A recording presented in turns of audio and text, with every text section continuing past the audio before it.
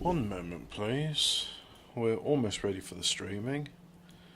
Almost ready. Oh, lorry's going down my lane. They're reversing into it. Very sensible. Right, welcome to my stream. And I am going to have my headphones on. There we go. Now I can hear things. Right, I'm going to watch something in the background. We all know that mithril is a strong, silvery, light metal that brought great wealth to Khazad-dûm. But what actually is it? And is it only found in Khazad-dûm? Hi everyone, this is Robert. Welcome to In Deep Geek. On this channel we do deep dives, explanations and discussions about the world of The Lord of the Rings, as well as the best of other great fantasy books and TV shows like A Song of Ice and Fire and The Witcher.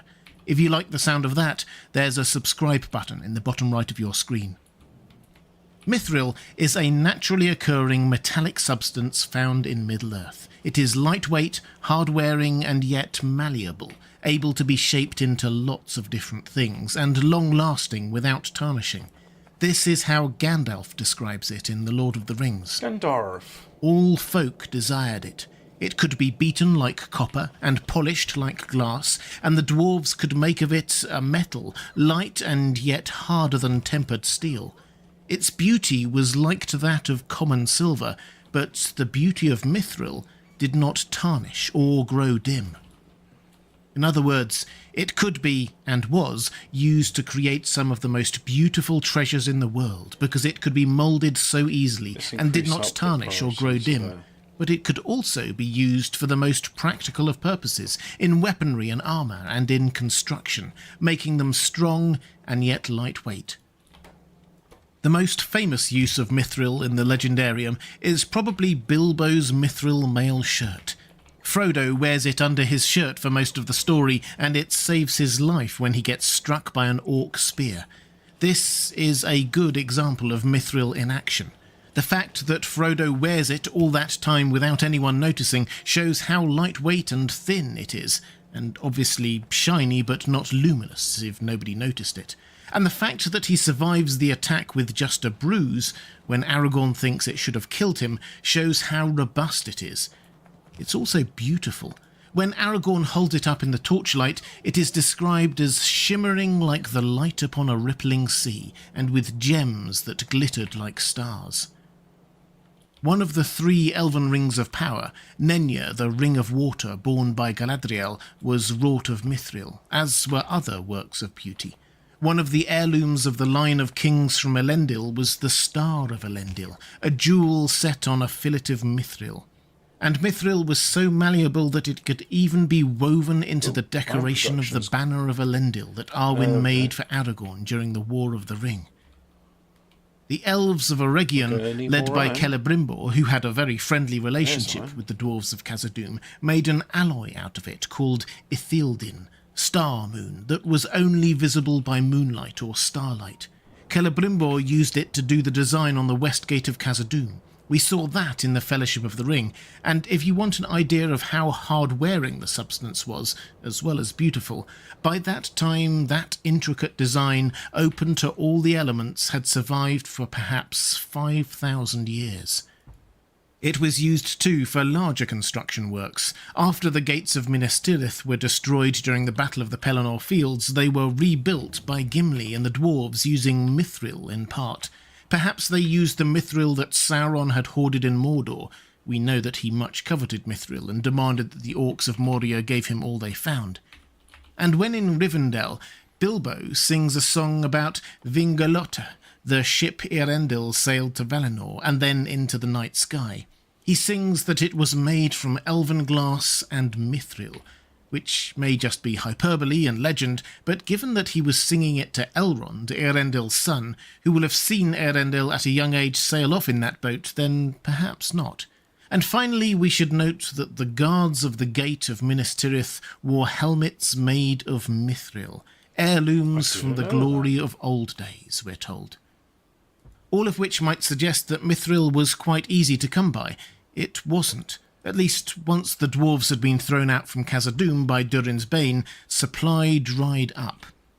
The scarcity of mithril, its adaptability, utility and beauty made mithril valuable, very valuable. It became a rare commodity and its price skyrocketed. Gandalf estimated it to be worth 100 times that of gold, and that the mithril shirt Bilbo was given by Thorin, which he later gave to Frodo, was worth more than the entire GDP of the Shire. Sauron hoarded it in Mordor, and King Tar Telemaita of Numenor is said to have commanded his servants to ever search for it. While the dwarves had some kind of a monopoly over its production, they grew ridiculously rich. So you may ask, if it was so valuable and rare, how come it was used to build boats and for guard helmets and things like that? Did the dwarves of Khazad-dûm really let all of that mithril out there? Well, there are 2 points here. First, the scarcity and value of mithril only really hit towards the end of the Third Age, when the dwarves could no longer mine it. And second, we should probably note that although we often think of mithril as only occurring in the Vein of Ore under the Misty Mountains, that doesn't seem to be what Tolkien thought. In The Disaster of the Gladden Fields, written after The Lord of the Rings and found in the Book of Unfinished Tales, Tolkien randomly mentions mithril, and there is a curious footnote affirming that the metal was also found in Numenor. Hence, I assume the Gondorian guards' helmets, remnants of the glory of Numenor. There are also notes he made that it was to be found scantily in far eastern mountain ranges, and hence that it may also be in Valinor for Aula to forge with, which is strange, because we then need to square this with what Gandalf said in the Fellowship of the Ring while in Moria. Here alone, he said, in the world was found Moria silver, or true silver, as some have called it. Mithril is the Elvish name. So, was it only found in Moria, or was it in other places too? Thankfully, there is a straightforward answer to this. Gandalf was replying to a question about why the dwarves kept trying to reclaim Moria after they had been forced out by Durin's Bane, the Balrog, in the mid to late Third Age. Perhaps there had once been mithril elsewhere in the world, in Valinor or Numenor. That's certainly what Tolkien seems to have suggested. It may even have been in traces elsewhere, but both Valinor and Numenor were no longer in the world when Gandalf was talking, so he was right that it was to be found nowhere else. Khazad-dûm was always the main place where you could find mithril, and the dwarves were the undoubted masters at mining and manipulating it, but in the Second Age it was probably also found elsewhere in smaller quantities. And I like this. Mithril is the source of Khazad-dûm's glory and power, not because they stumbled across the only place it was, or because of some deus ex machina imbibing it with special powers. It was naturally occurring, was elsewhere, but because the dwarves found the best seam and were simply the best at mining it and using it, it became their pride. The Noldorin elves only settled in Eregion in the first place because the dwarves found mithril near there, and Celebrimbor and the elves came up with an alloy to use it in even more wonderful ways, but it was mithril itself and what the dwarves could do with it that was the wonder. Their prudent control of supply and usage made its value skyrocket. As an addendum to this, one of the least celebrated parts of Fourth Age history in Middle-earth, after The Lord of the Rings, was when Durin's folk, led by Durin VII, reclaimed Khazad-dûm. With the Balrog gone and the orcs hamstrung by Sauron's defeat, they could once more take control of their city and restart mining.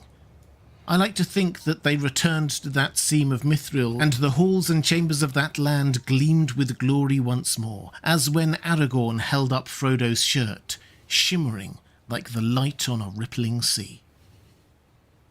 If you'd like to see more videos about Tolkien's Legendarium, please click on the link to the playlist on the left of your screen. Or if you'd like to support this channel, or get access to some content I produce, In Deep Geek is your home for insight and intelligent debate about Lord of the Rings, A Song of... Wow, there's actually a lot of chat. Guy Fawkes, this dude's talking over your Hobbit. He's very loud and you're very quiet. That's intentional, by the way. Hi Hobbit, hi Guy Fawkes, Interdimensional Lizard, more Warhammer talk. Nope, Lord of the Rings.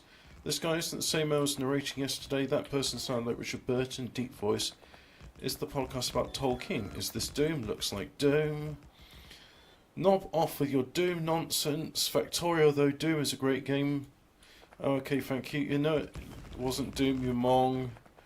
I remember when Doom was shareware. It's Factorio themed Doom mod. Hobbit does like FPSs, but Unreal Tournament's more his cup of tea. Very true, although I have been playing some Brutal Doom. If I copy the configuration from my thing, we might have a go at Brutal Doom later. Yeah, I'm not saying no to it. I think that might be fun actually. However, I haven't found all the secrets in episode. I'm gonna just say if I do episode 1 of Doom and get all the secrets, that's going to be cool. So I had to go with that yesterday, and I had a lot of fun with it. Yeah, I think we should have it there. Oh, hang on. No, this will be the new line. So this can just be. Let's connect a railway to it. That's a bit too short. Do I do it? I mean, I could do it there. Yeah. I mean, it's very close to the beasties, but however, I don't think there'll be an issue, as it's set to peaceful mode, and I can always come and exterminate them later. Well, as it is at the moment, production is being stymied because I just don't have the raw material. So this is going to be, I'll just copy that and replace the 1 with a 2, like so. There we go. And then that train over here, there you are. Right, so 2 conditions. You're going to 2 until you are full, and then you're going to go to that one until you are empty, like so. Now, oh, I don't actually have sufficient. Well, let's go and request some of those then, shall we?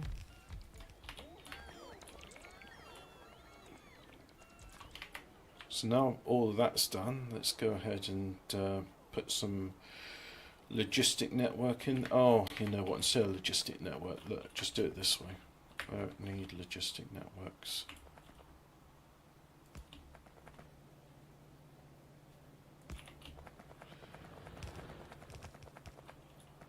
And yet somehow that is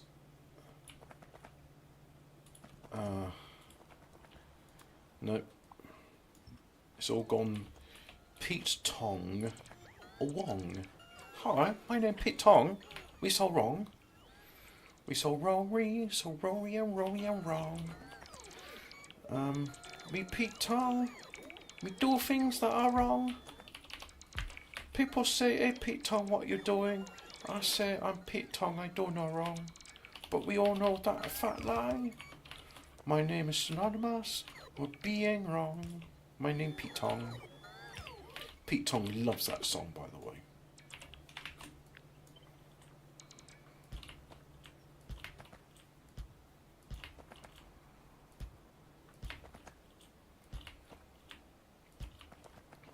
Pete Tong's Gone Wong, the musical. Hi, my name's Pete Tong. How's my fire doing, by the way? Because it's 16 degrees in this room. There is a fire.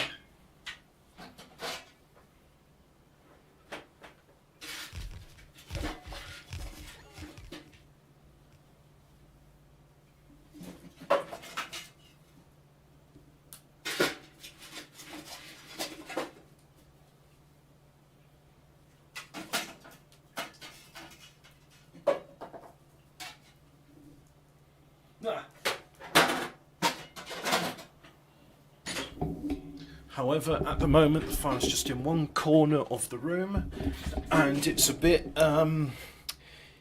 shit. It's a bit feeble.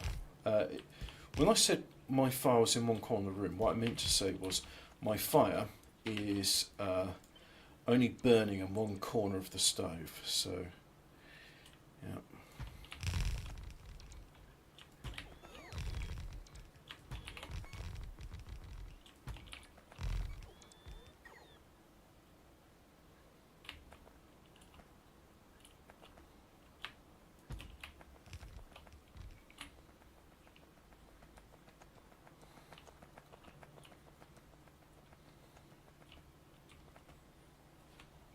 Put the grid on as well, right, so it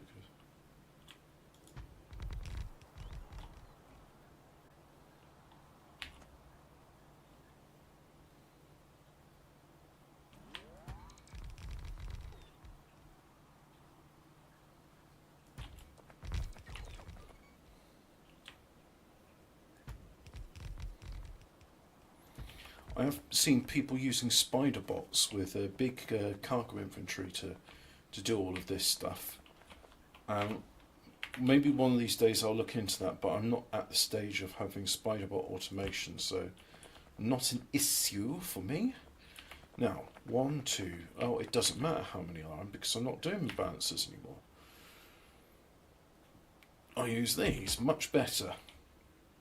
And can't actually make enough mini loaders to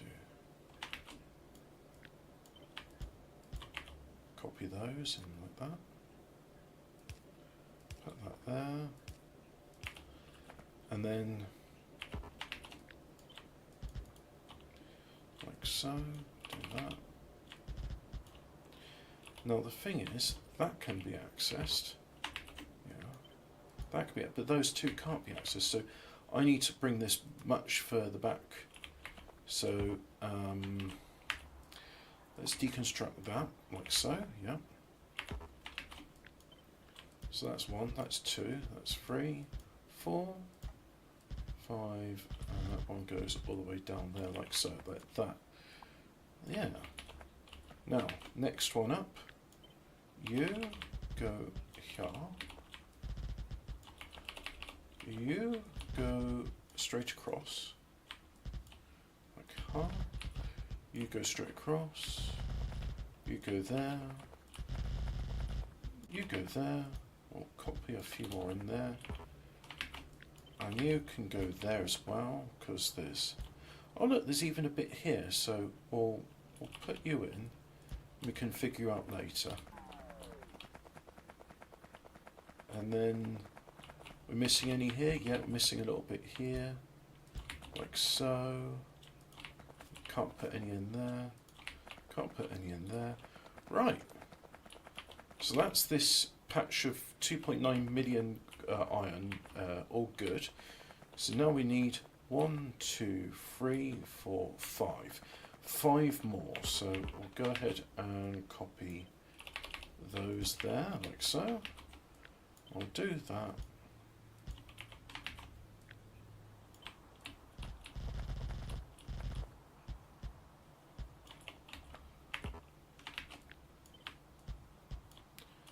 And then you're kind of in the way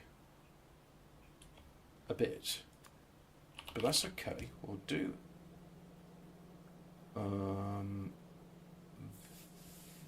that's,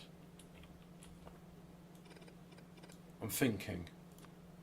I don't like thinking, as we've established.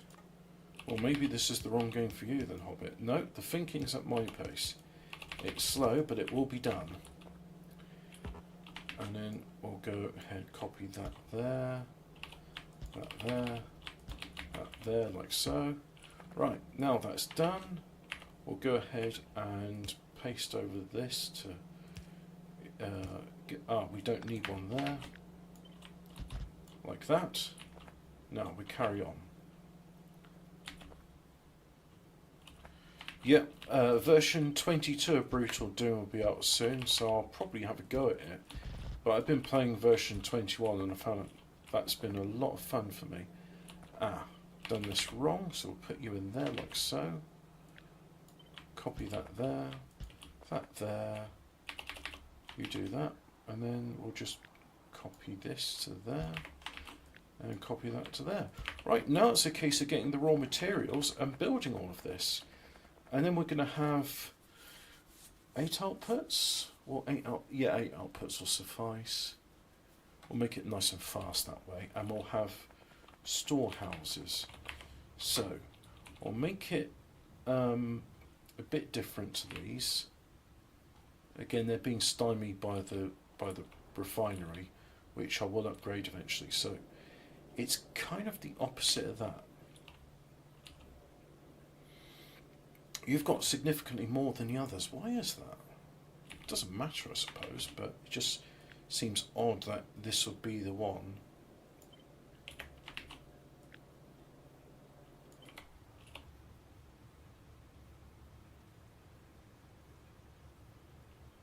Yep, that's interacting with that as it should. And then we have the 8 outputs, which will be red ones. So let's go ahead and put one in there like so.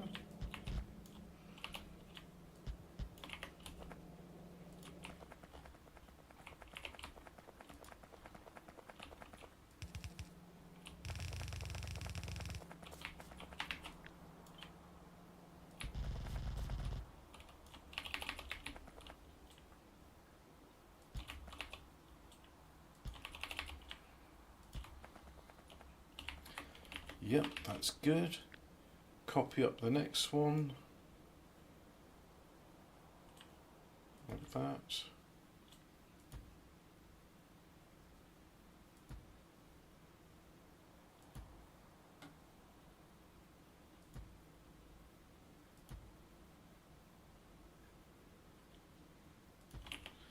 There we go, that's copied.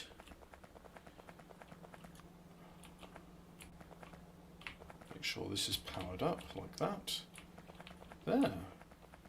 So all we need to do now is, yes, connect it all.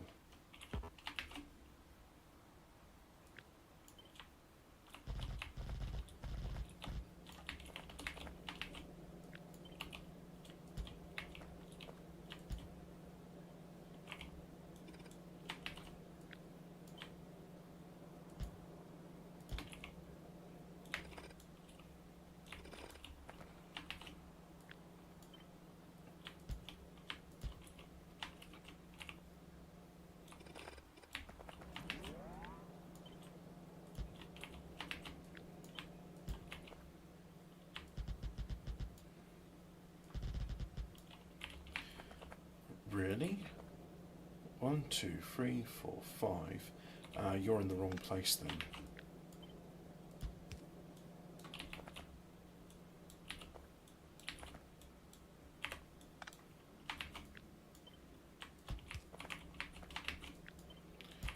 Do that. There we go, like so.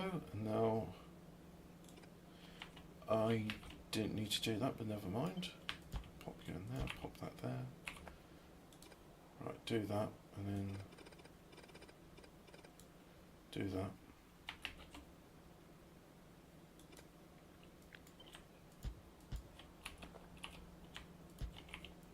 Do that. There we go. There. So a lot of these saying they haven't got power, and that's just because I haven't got the adapters. So you... Let's go back then.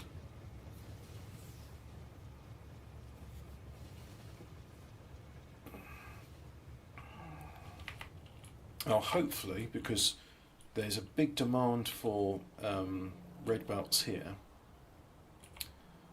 and we can see that demand isn't being met because there's a lack of iron. So let's see if we can fix that, shall we?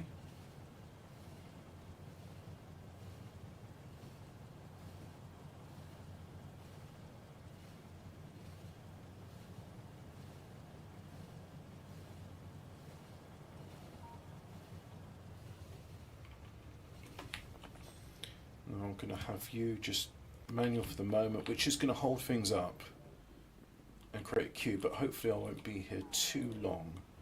So that hopefully is not an issue. Go diagonally so the logistic robots can offload my crap. Ah, yeah, we'll have some of that.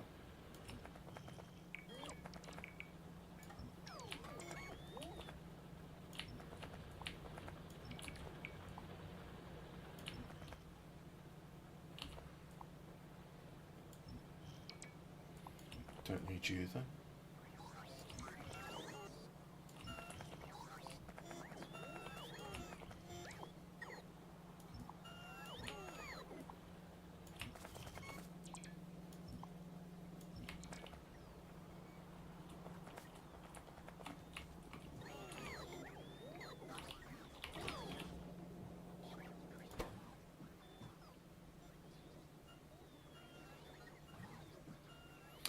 I don't actually need those, so let's go ahead and offload them over there, like so. Put you in there. And now we'll pick up some extra landfill once we've got all the other stuff we want. And the stuff we want really is some of that. But you'll take away the excess, so let's just say I want lots. So, yeah. And can I make some of these?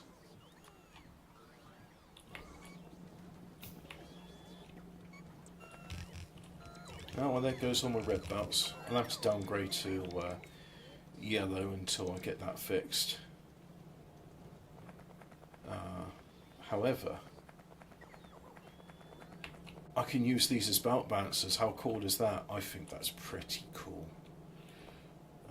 But as we can see here, oh, we've had all that we can get.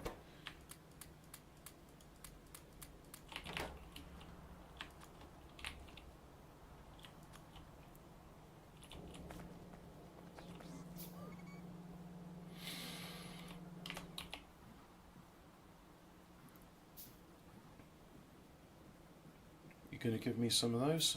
No, because nothing's on the way. Now if I go here, you're going to give me some of those? No, because apparently you have none in logistics storage. I find that hard to believe. Let's have a look. You are the one making blues, and your flow to there, and yeah. Oh, well, it may be hard to believe, but it's true. It's the truth.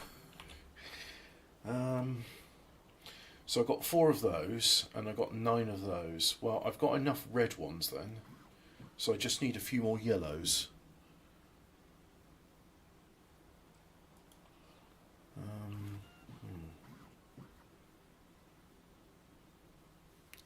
The Orc Mechs. Oh, I haven't seen that. That's 3 hours ago. When one goes to war with the green-skinned armies of the Orcs, one of the most noticeable and fearsome aspects of facing against the Horde will be the sight of thousands of ramshackle, oil-belching vehicles, rusted fighter jets, and gigantic walking mechanical contraptions. In addition, the vast array of odd and bulky weaponry is truly bewildering, especially when you bear witness to the continuous streams of red-hot lead and arcing missiles, which continuously sputter out from their brutish barrels. Now, it does not take a genius to work out that many Orcs are rather intellectually challenged. So it poses an important question. Who builds these terrible constructions for them? Well, the answer to this is rather simple, and it would be the mech boys. These mechs, sometimes known as mechaniacs, or to the feral Orc tribes as boiler boys, are responsible for all aspects of building Orky contraptions. They seem to be blessed with a natural gift for engineering and appear to display a ravenous interest towards inventing, constructing, maintaining, and tinkering with their mechanical tools. One might even begin to wonder how it is that an Orc could ever have mastered the skills of engineering. This question may even border on insulting to those of you who consider themselves as engineers. But nevertheless, today we shall be exploring the crude ingenuity of the mechs. Firstly, I shall attempt to cover their technological acumen, before dissecting the vital role which they play within Orky society. Finally, I shall go into the raw details of one of their strangest contraptions which has been encountered within the galaxy, the shock attack gun. To begin, let us attempt to explore the intellect of these mechs.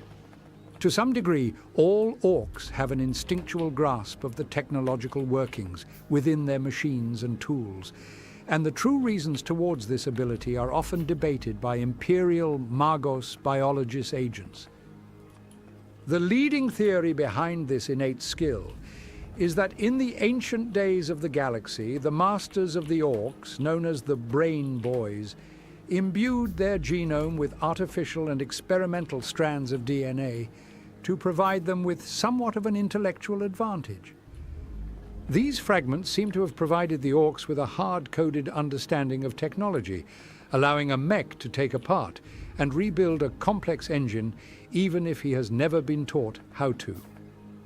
Now, an important point to mention is that not all orcs possess these fragments. There are thought to be genes which imbue a sense of medical acumen, as are found in the Pain Boys, or genes which give a poignant understanding of raising grots, as would be seen in the runt herders. The next theory, which has been somewhat discredited by senior biologist agents, is that the mechs are not actually proficient engineers at all, and the fact that their equipment can even work as expected is solely due to the combined psychic power of the entire orc species. There are several inexplicable beliefs within an orc society, which under normal circumstances should never have an impact upon reality. But the orcs have continuously baffled Imperial agents by proving their beliefs to cause some slight but significant changes to our world. The prime example of this would be the orc mantra of "Red Ones go faster." I do not need to explain to you all how preposterous this is, and yet, time and time again, orcs who have painted themselves or their vehicles red do actually appear to move faster. This concept can be extended towards their equipment as well. When Mechanicus tech priests have recovered any so-called technology from the orcs, upon studying them, they often find their inner workings to be nothing but a box of loose bolts, rusted scraps, and severed, crude circuitry. The tech priests can seldom force these tools to work as intended, since they appear to have never worked at all, so we must ask how they were functioning when in the hands of an orc. This brings us back to the psychic theory. It reads that if the orcs believe the mechs to be good at engineering and that they believe in their tools being functional, then the tool will work. This theory would be incredibly difficult to prove, but some Imperial agents will swear that it is the truth, and they will die on their hill claiming that we are continuously underestimating the combined psychic might of the orc beliefs. Now, with the two theories having been laid out, you may choose as to which you ascribe to, but knowing the truth would provide us with no advantages. We cannot convince the orcs that their technology does not work, since it is obviously functional to them, and some of their machines clearly show some quite advanced features, which operate on a rather complex level. So there has to be some engineering ability held within the mechs. In any case, they will use their technological prowess throughout their lives, emboldening the tribe with whatever tinkering they choose to do. Now that we understand the root of their abilities, let us explore the actual mechanical know-how of the mechs. They show a clear obsession towards building whatever crude and brutal contraptions they can, and their workshop floors are always littered by half-finished projects of jagged metal and loose cabling. As previously explained, the mechs do have some innate understanding of basic engineering, and oftentimes they will use this to pursue their passions in tinkering, jury-rigging, and generally attaching new tools onto whatever frame they have found. No two constructs within an orc camp will ever be the same, since the mechs will always find new spots to weld a fancy missile launcher, a new engine, or a grot-flinging device, regardless of whether or not it makes the vehicle more functional. Similarly, weapons are never safe from the crazed eyes of a mech. They will look upon a gun and ask the important questions of Why are there not more triggers? Why does it not have 3 more barrels? Why does it shoot bullets instead of rockets? And why is it your gun and not mine? As such, they will furiously modify their guns into becoming mighty tools of indiscriminate destruction, which often pose just as much of a threat to themselves as it does to the enemy. That's more fun. Huge shooters have been spotted with parts of alien weapons having been haphazardly attached to the ends of their barrels. Missile batteries have been soldered onto the frame, and even the iron sights may be replaced with small chairs for grots to sit upon, where they attempt to point out creeping enemies amidst a battlefield. The knowledge and skills of the mechs does not end at simple vehicles or weapons, as the wonders of Orky manufacturing will end only with the aspirations of the mech himself. And if he looks towards the stars, then that is where his talents shall bring him. An Ork War could never leave a planet's surface without the huge void ships and barges of the Orks, and it is here that the mechs will shine.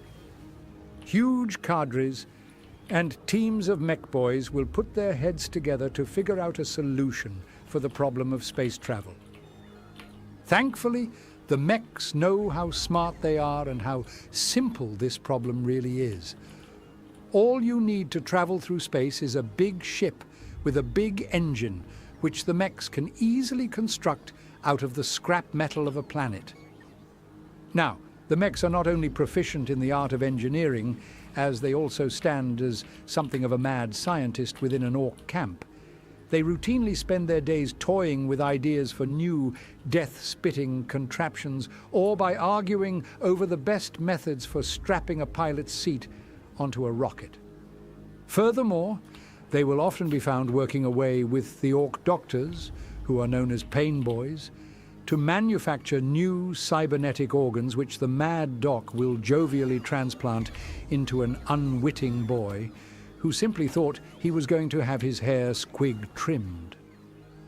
Mechs also seem to have a potent ability to decipher the workings of other technological tools which they have uncovered.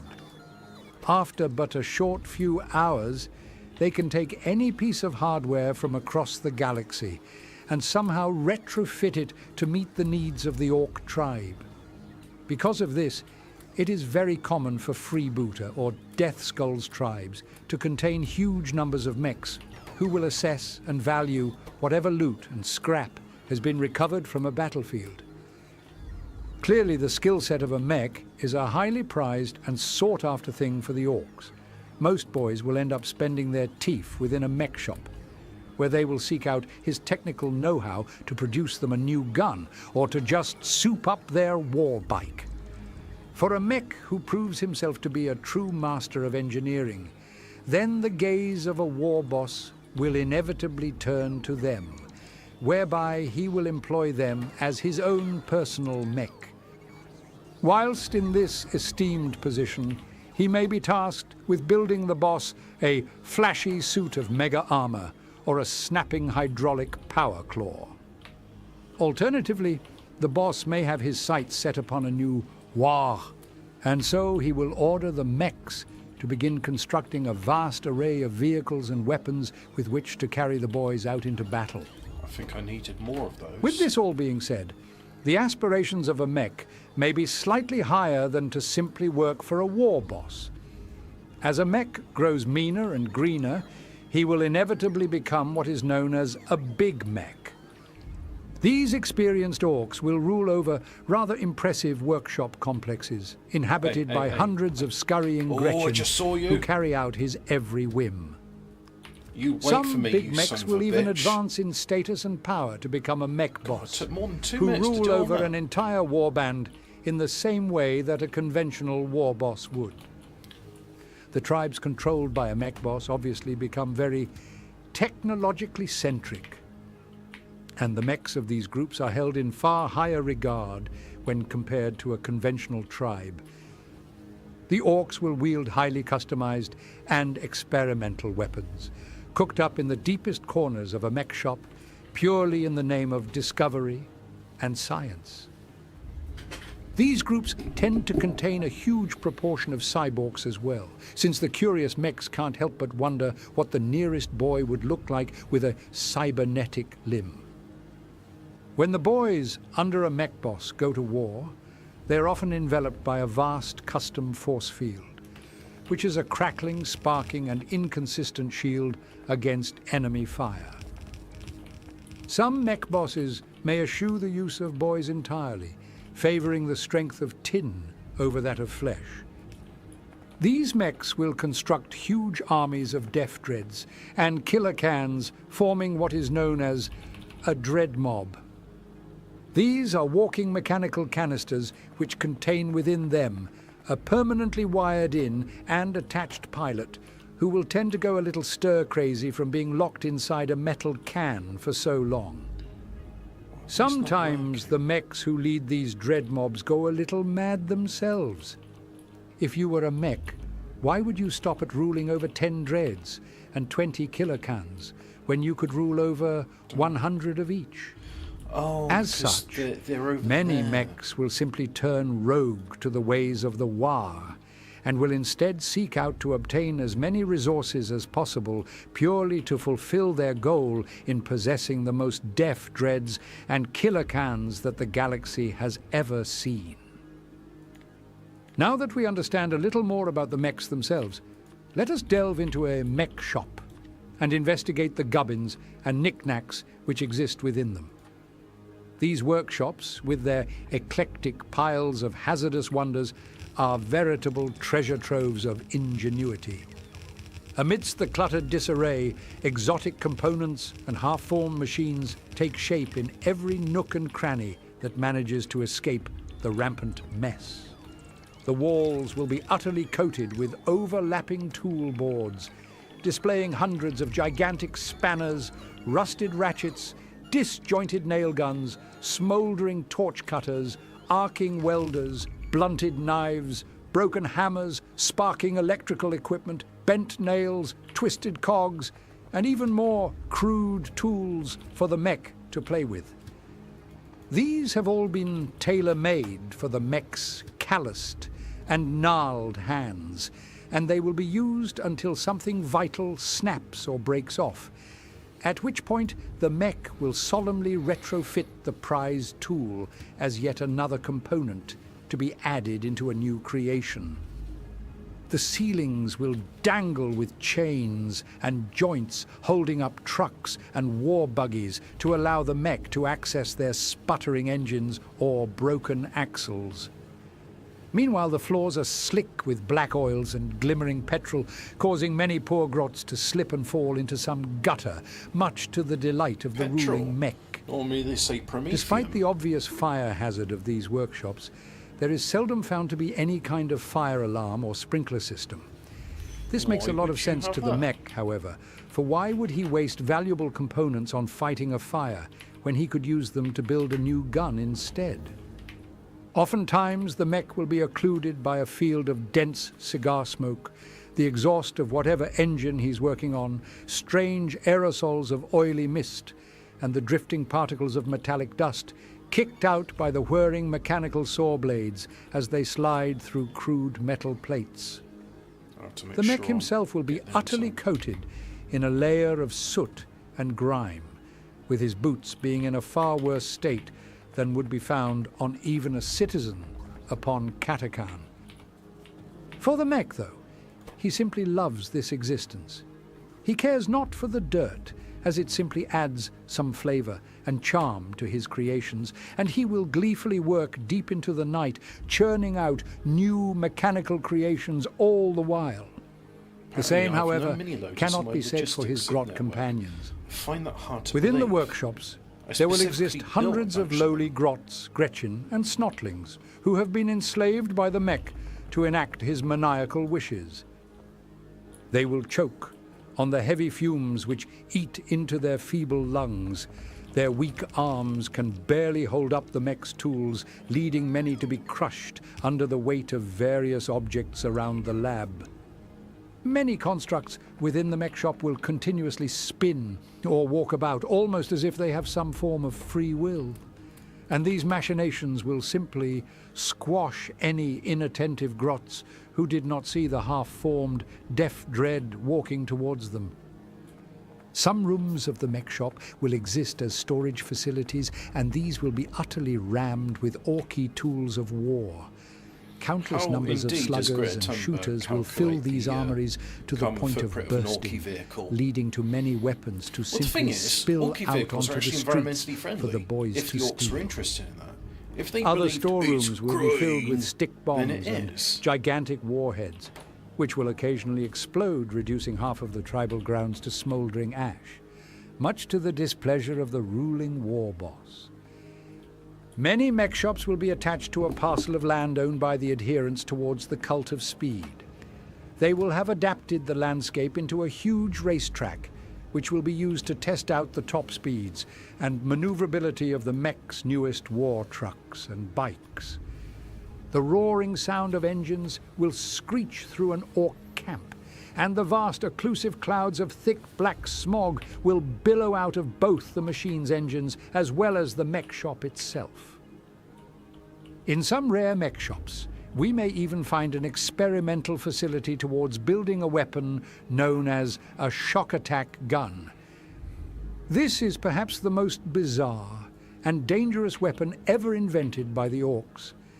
But it stands as a true testament towards the skills of engineering which is possessed by the mechs, for it exists not only as a potent cannon, but also as a small portal into the warp.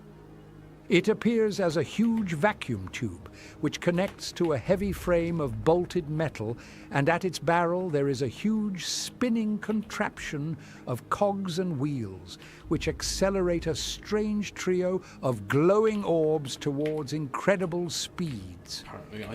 As an object moves through the funnel, Well, I'm gonna the have to weapon will produce a deconstruct some small of warp these. portal, which accelerates and transfigures the object towards whatever point the mech has aimed at.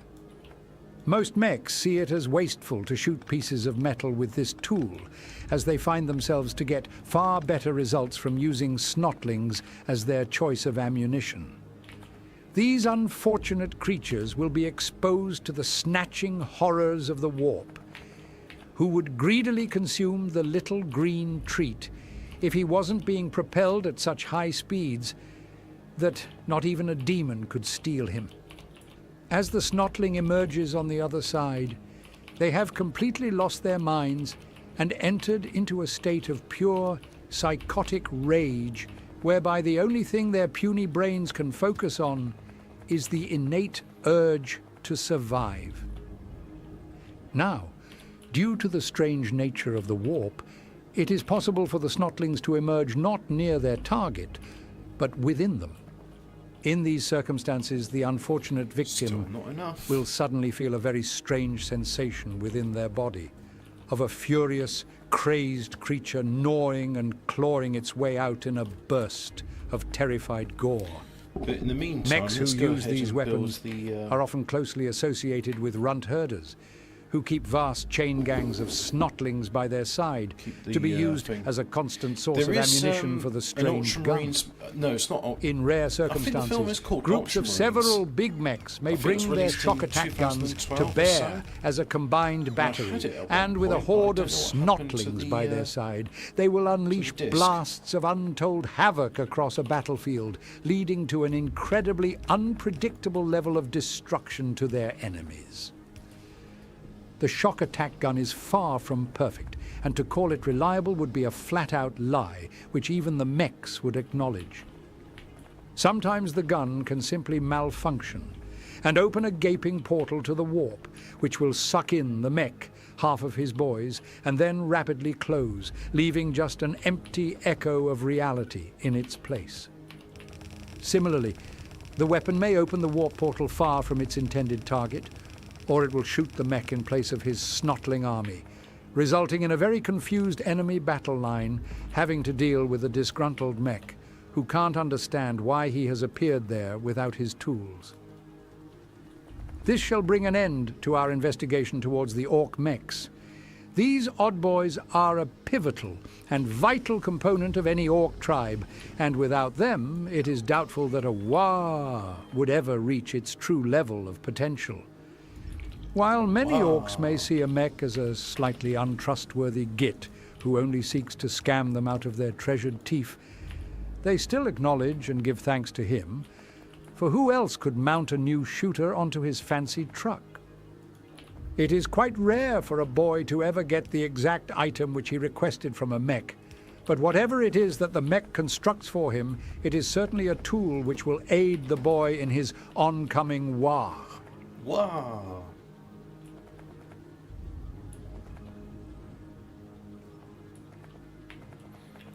I think we've all gained something from this experience, haven't we?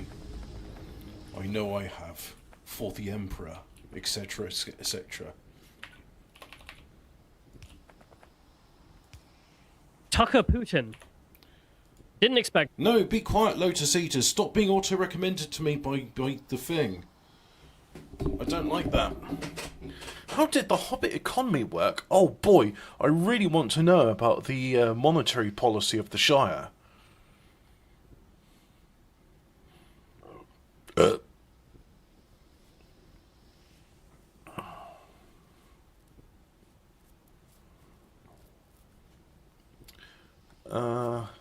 Yeah.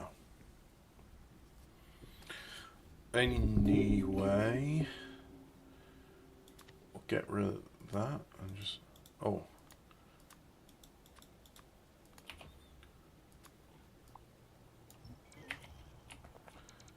Do some deconstruction there, so I have a nice clear line. And then...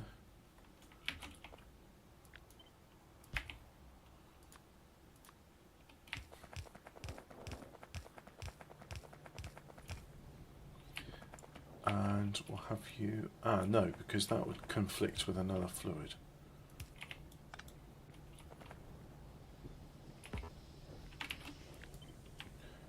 Copy and paste that there. Now let's go back to the... oh, we got some landfill. Might as well go ahead and do that then. I should invent a way of making walking faster.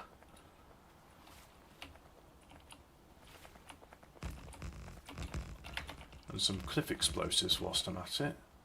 Why don't I have cliff explosives? Let's request some.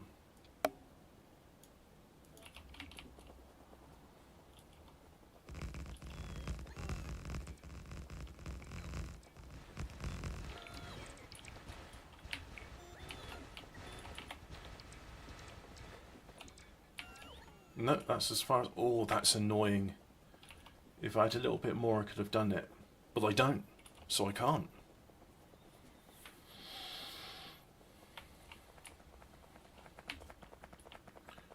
Oh, well, we'll just have to walk like this.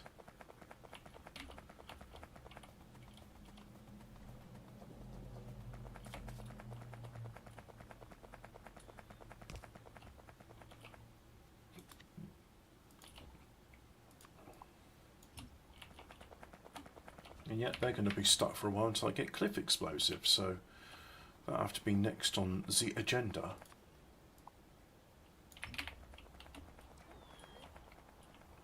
Avoid them. I don't want to accidentally shoot my laser defense gun at them and have untoward things happen.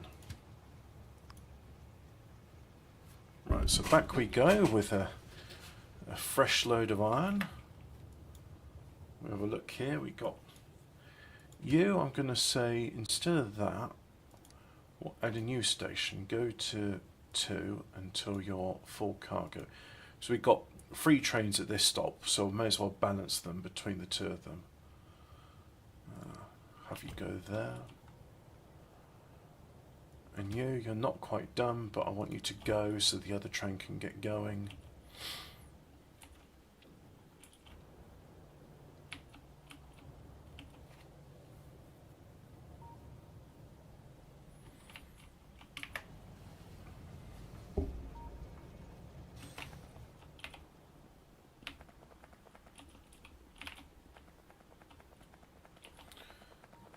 Now, I want to produce bunch of things.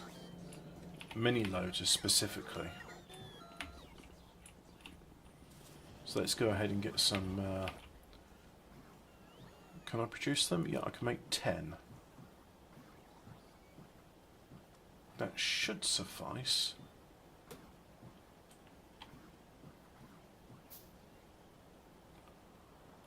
I hope that is sufficient. Yes. Yes, it is. Right. Max out that as well. Got my cliff explosives. Okay, let's get back then. Oh, we're going. Oh, are you the one? Are you going to take me to where I want to go? No, you're going to 1.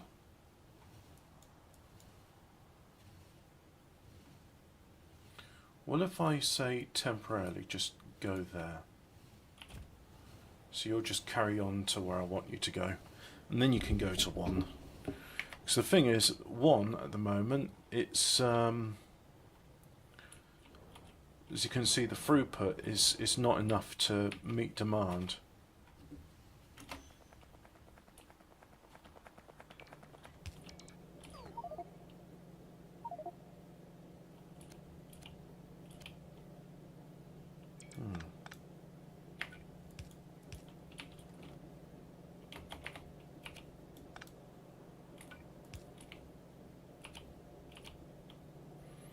Well, there's everything that needs to go where it needs to go.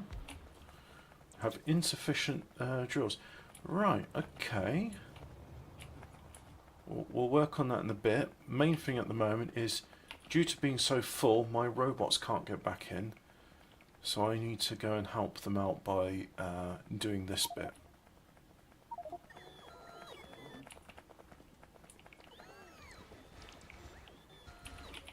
There we go, that's offloading some of the crap.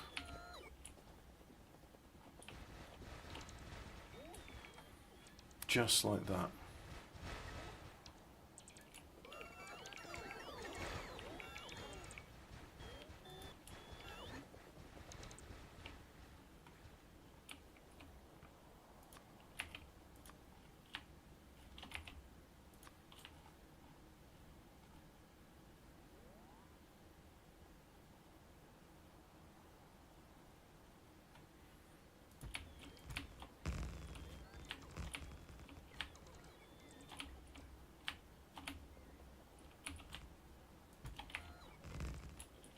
Oh, and I need to do a bit of extension over here, so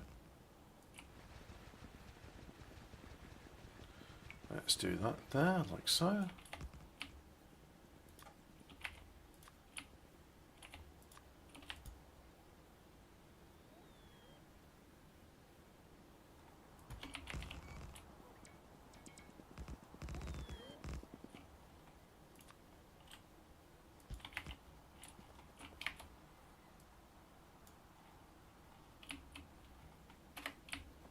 And then we'll go this way.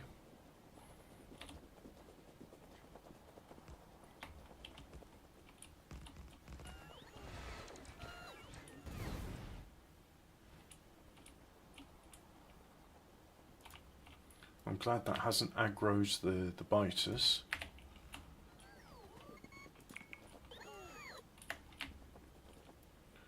Apparently that little spot there, there we go, that's fixed that little spot.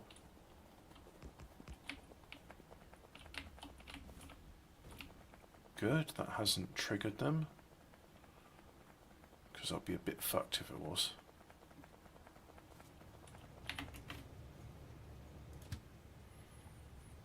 We're nearly full. Ah, but you know what? We'll have, do I have them? Yes I do, so I'll just put in one there like that.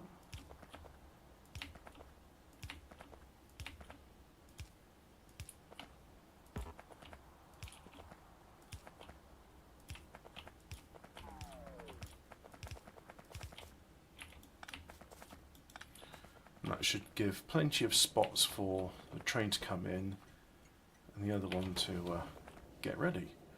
Right. We're all good. I'm going to be right back. Be right back.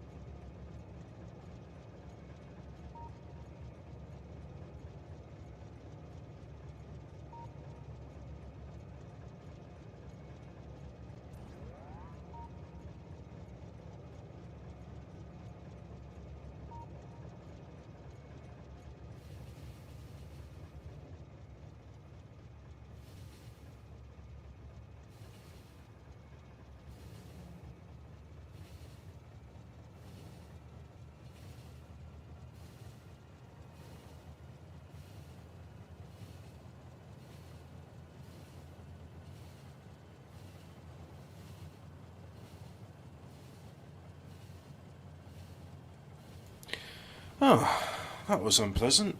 I have some horrible cramps. Oh, we're using the new stretch of train track. Oh, that's cool. I like that. Is it marginally shorter? I guess it is. That's why they're doing it.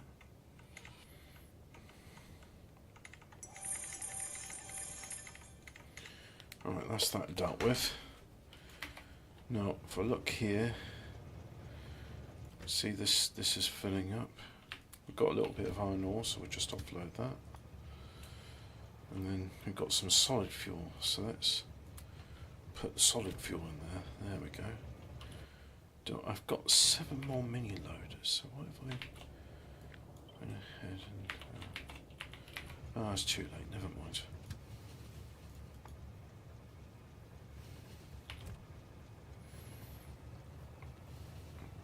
Gonna have a little increase in power now because we're using the solid fuel. Yeah, I've had about 3 pints since I've woken up, which was about 4 hours ago, and so yeah. Oh, Posty's just gone. I wonder what that was about. I'll have to have a look in a bit. Right, so iron now? Ah, good. We're getting adequate buffers of iron, so don't need to worry about that anymore. Good. Very good. Now let's have a look over here. What's the hold up? We only have 1 train, so we're going to double the number of trains we got. Or triple them. Let's do a triple. Oh baby, a triple.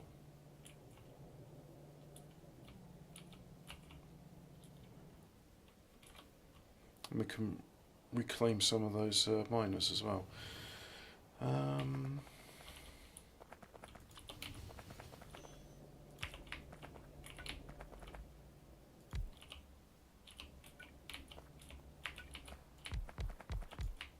Do that, and then put that in there, and copy those.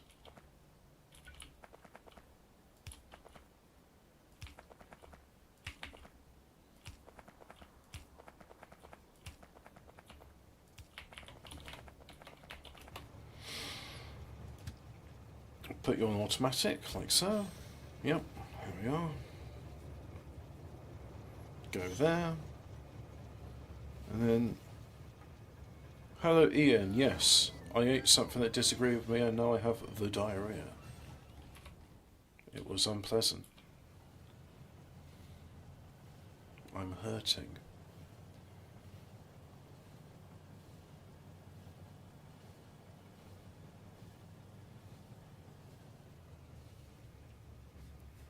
And that's as far as you'll go. Or what if I said... put one in there like so, one over there, and we'll put some over here like that.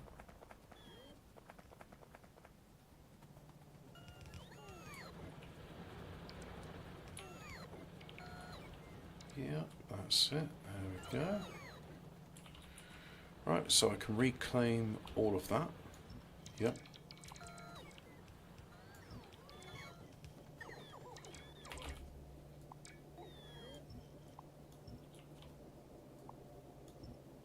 Oh, Control Z actually on that, because you're still outputting. Not much, but you are. And that counts for something.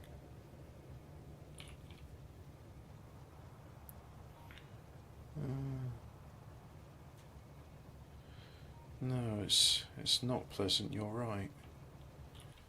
Yeah. One could do 4 in there. I just God, I'm feeling tired. Mind you, the insomnia didn't help too much, so there is that. Do I want to increase the throughput here? That means I have to redesign a lot of this. No, I don't want to redesign it. No, I think I just need another mining site, or maybe more trains. That'll do it. And I don't want to wait, so we're going to go with a half load instead.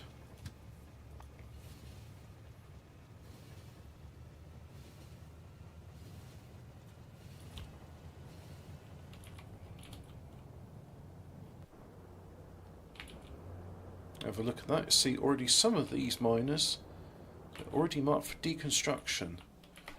And I've got a load of miners, that's good.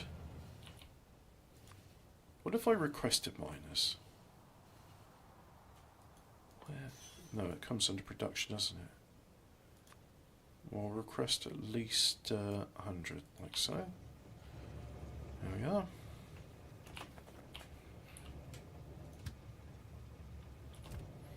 Off you go to make some more copper. Are you the train I want? You're going to 2. Yep, stop for me then. Oh, you were going to give me something. Well, come on then.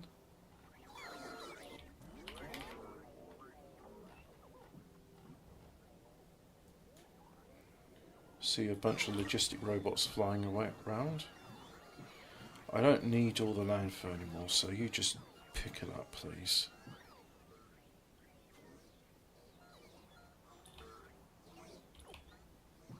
And we done. So have a look at that power production. Yes, I want pipes and lots of them.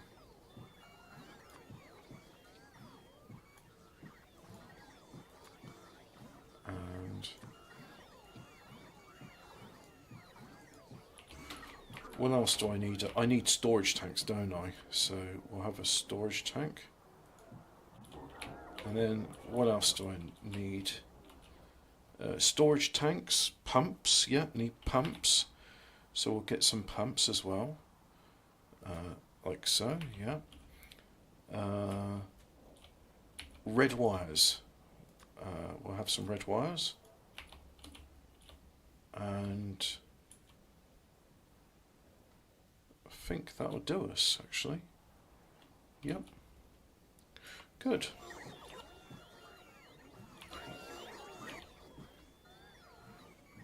On the way, 3, and there's 1 on the way there. So we just wait for those to fly over now, like so. And then we must get going because we're holding up the traffic. Right, so let's carry on. Go.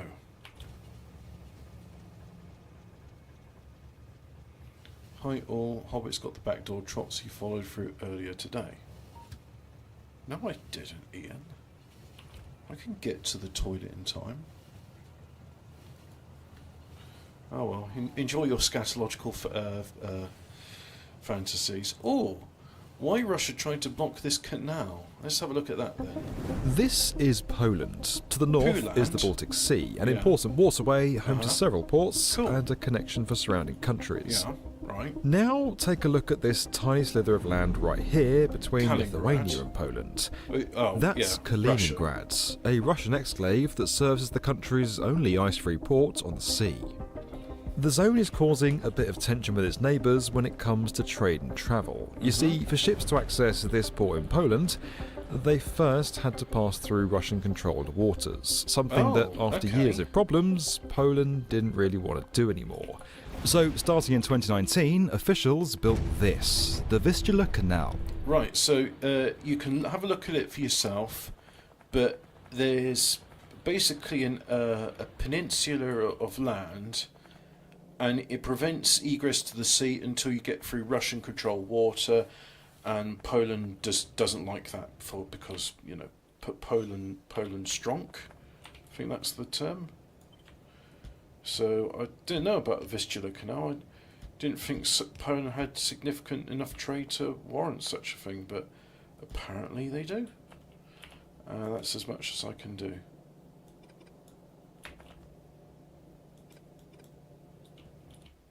Right.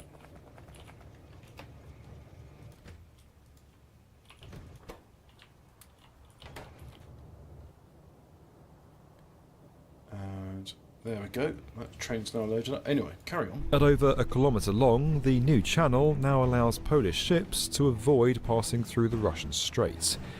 It's a $450 million construction project that Russia really wasn't happy about. That's not too In expensive. fact, it even tried to stop the canal from being built at all. Wow. Russia tried to do something in its own You may interest. remember back in 2021 when a news story about a certain container ship went viral. There's a ship stuck in the Suez Canal. Ugh. Okay, you know what? I don't need to know any more from you guys now. Yeah. Go away. Oh. Do I want to hear that? Sauron is a Maya, and Maiar are immortal spiritual beings, so despite the ring being destroyed, did Sauron actually survive the Lord of the Rings?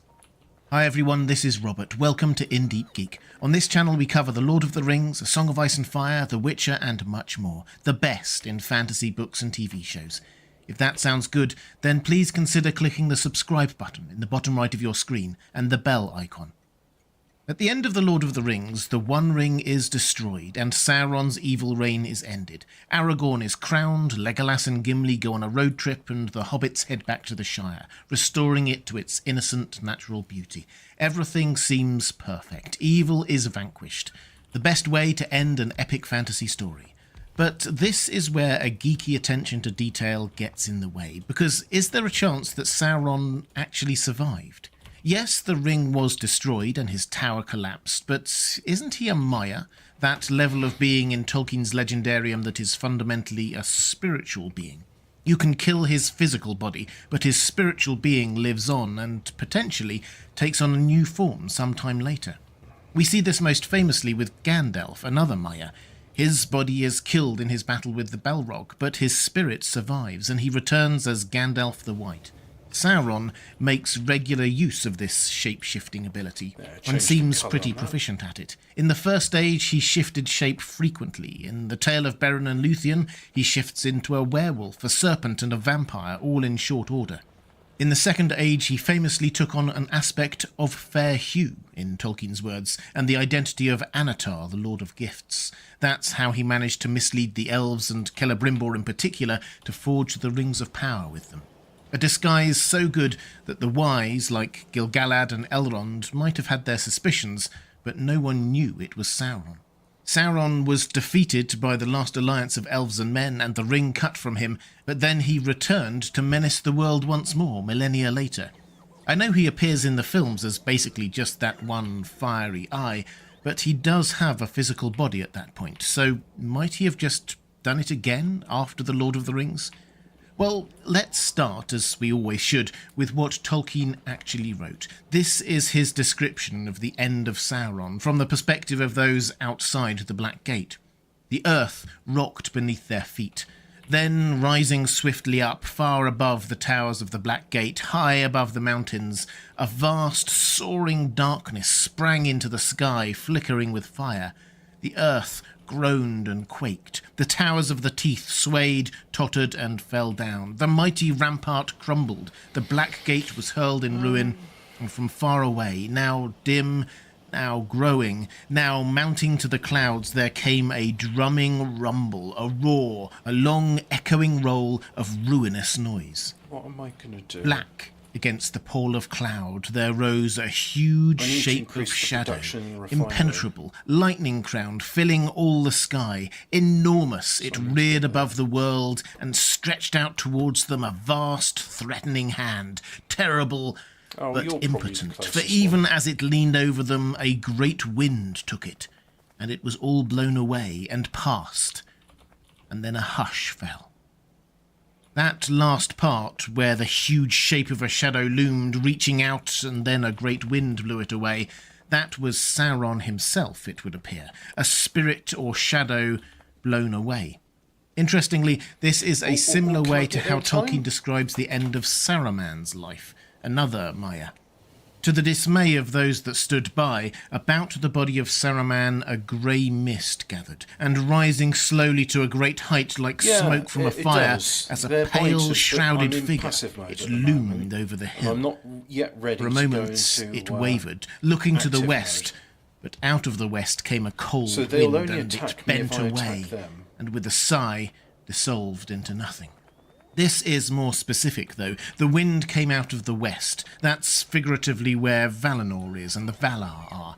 The implication is clear. The Valar, and perhaps Manwë himself, blew Saruman away, scattering his spirit.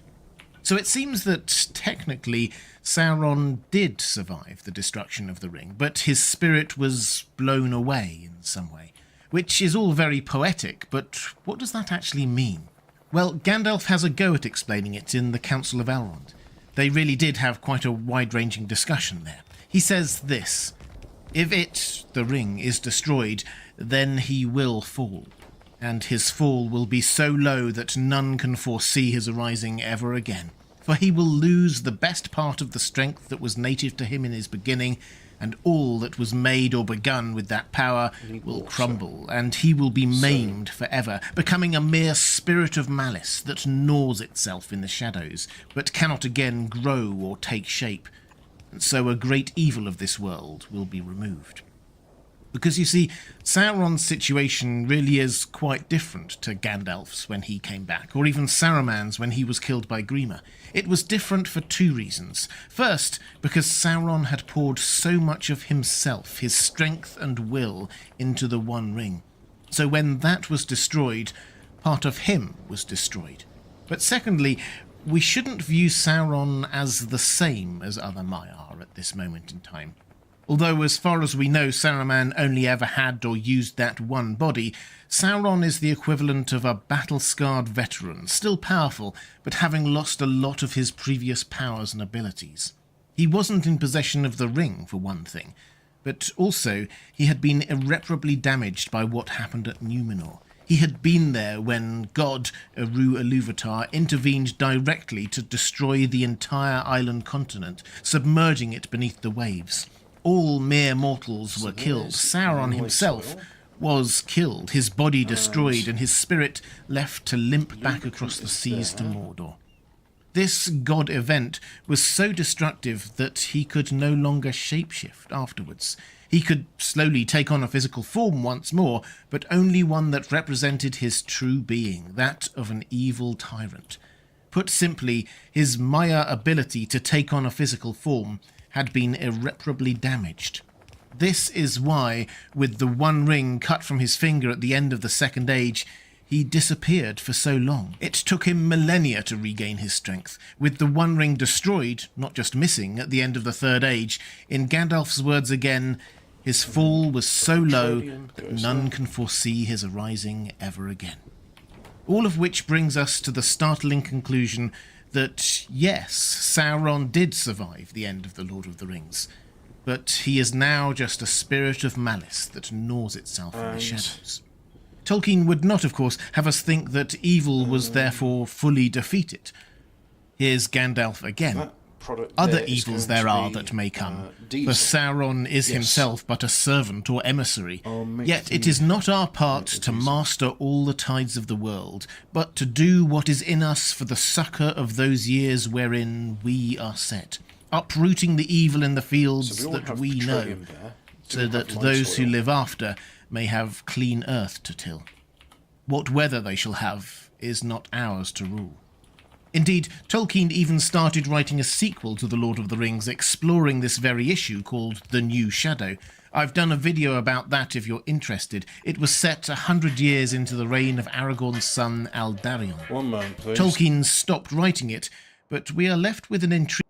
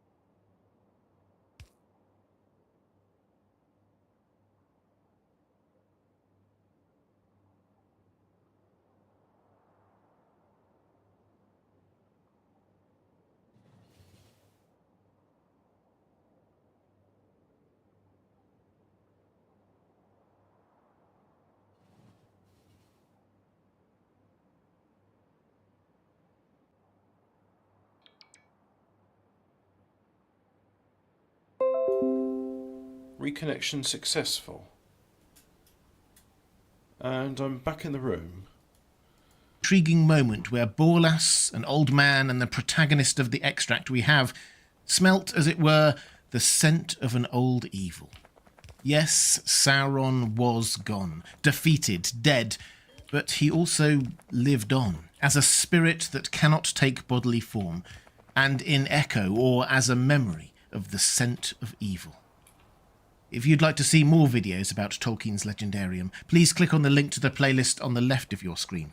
Or if you'd like to support this channel or get access to some content I produce just for my patrons, please click on the link to my Patreon page on the right of the screen. Yeah. You want Thanks for money watching. For your That's work. all for this time. I'll see Everyone you again wants to soon. get paid for what they're doing. Well, I'm not gonna pay you for what you're doing. J.R.R. Tolkien I'm poor. Oh, unfinished sequel to Lord of the Rings. started Yeah, okay. writing a sequel to The Lord of the But then Rings. he got depressed because it's like, He oh, obviously this is never boring finished crap. it, but he did tell us what it was And going it to be depresses about me. and why he never finished it. Let's see what he Yeah, started see, he was writing depressed with and it. what we can learn from it about the wider world of The Lord of the Rings.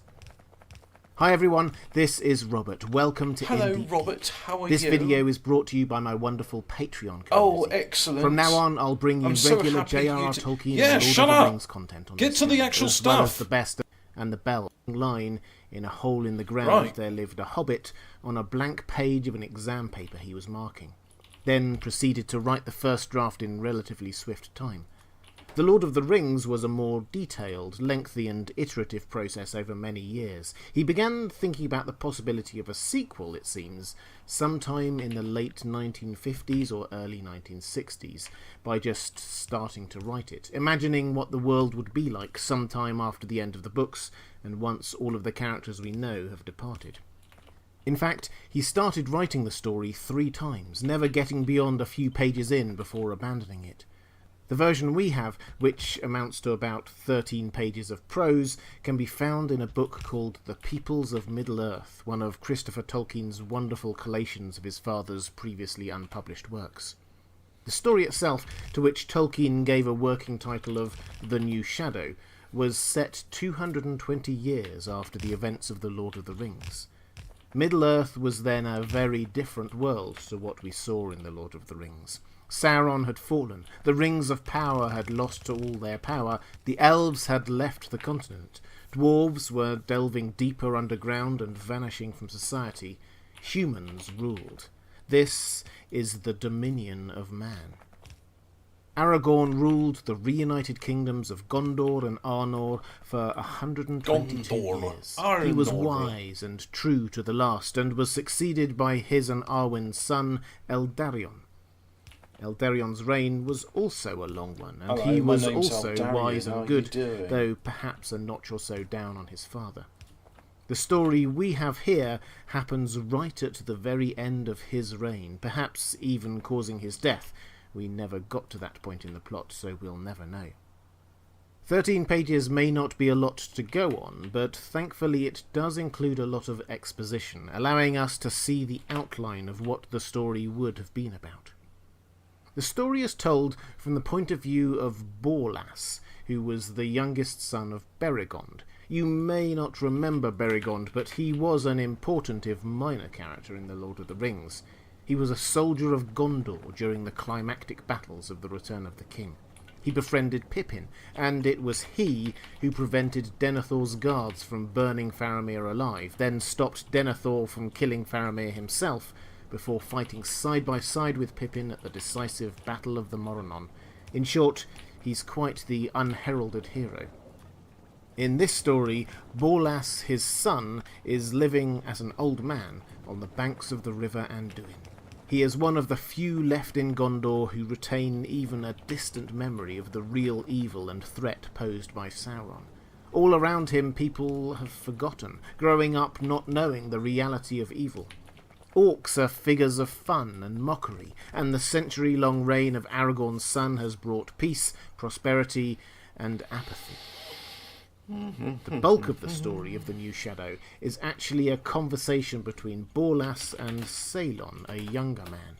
Many years earlier, call this Borlas had Stop caught Esso, Ceylon stealing because that's where you apple get from the his diesel garden from. and told him he was doing orc's work, a jibe that clearly stuck with Ceylon. The conversation they have as the story opens is quite meandering, I think rather but than Borlas a talks spicy of beef the chili, dark I'm tree, going to go a and sort have of abstract some analogy yogurt for evil, and some saying that its antiparasitics. roots can never be truly destroyed, so will rise In once fact, more that might if have left even been what unwatched and triggered untended. it, because I had a Ceylon bunch keeps of going with this discussion about evil, and diatomaceous mentions earth, a I think character that's the named name of it. Herringmore, who appears to be the leader of some kind of it's cult of rich those in silica, discontent but under the also, current rule of Eldarion, yeah. and perhaps even harking back to darker names and leaders. People have been disappearing mysteriously, and something is clearly not right with the realm. Neither Ceylon nor Borlas wish to admit what they know of all this, but Ceylon leaves Borlas with an intriguing, if rather sinister, invitation. He will pass by Borlas's house at nightfall. If Borlas wants to know more, he is to dress all in black and follow Ceylon on a journey. Borlas is left alone. Will he take Ceylon up on his invitation? He decides that he will. Not because he wants to learn more about evil, but in his own words, "Perhaps I have been preserved so long for this purpose, that one should still live, hale in mind, who remembers what went before the Great Peace. Scent has a long memory. I think I could still smell the old evil, and know it for what it is." Resolved, he goes to his house, and the last we read is that suddenly he smelt it, or so it seemed, though it came as it were from within outwards to the sense. He smelt the old evil, and knew it for what it was. And there Tolkien finished writing. What was lurking in Borlas's house? What was Ceylon up to? What would Borlas have discovered if he had followed Ceylon that night? Circuits. And who was Herrimore, that mysterious figure we never even meet? We will never know. Eventually, the good guys do win, it seems, for we are told elsewhere that Eldarion's kingdom would endure for 100 generations, but it's probably not too much of a stretch to suggest that the plot of the New Shadow would have seen the end of Eldarion's rule. Tolkien had originally planned on setting the story during Aragorn's reign, but then changed his mind. It would take place at the very end of Eldarion's reign instead.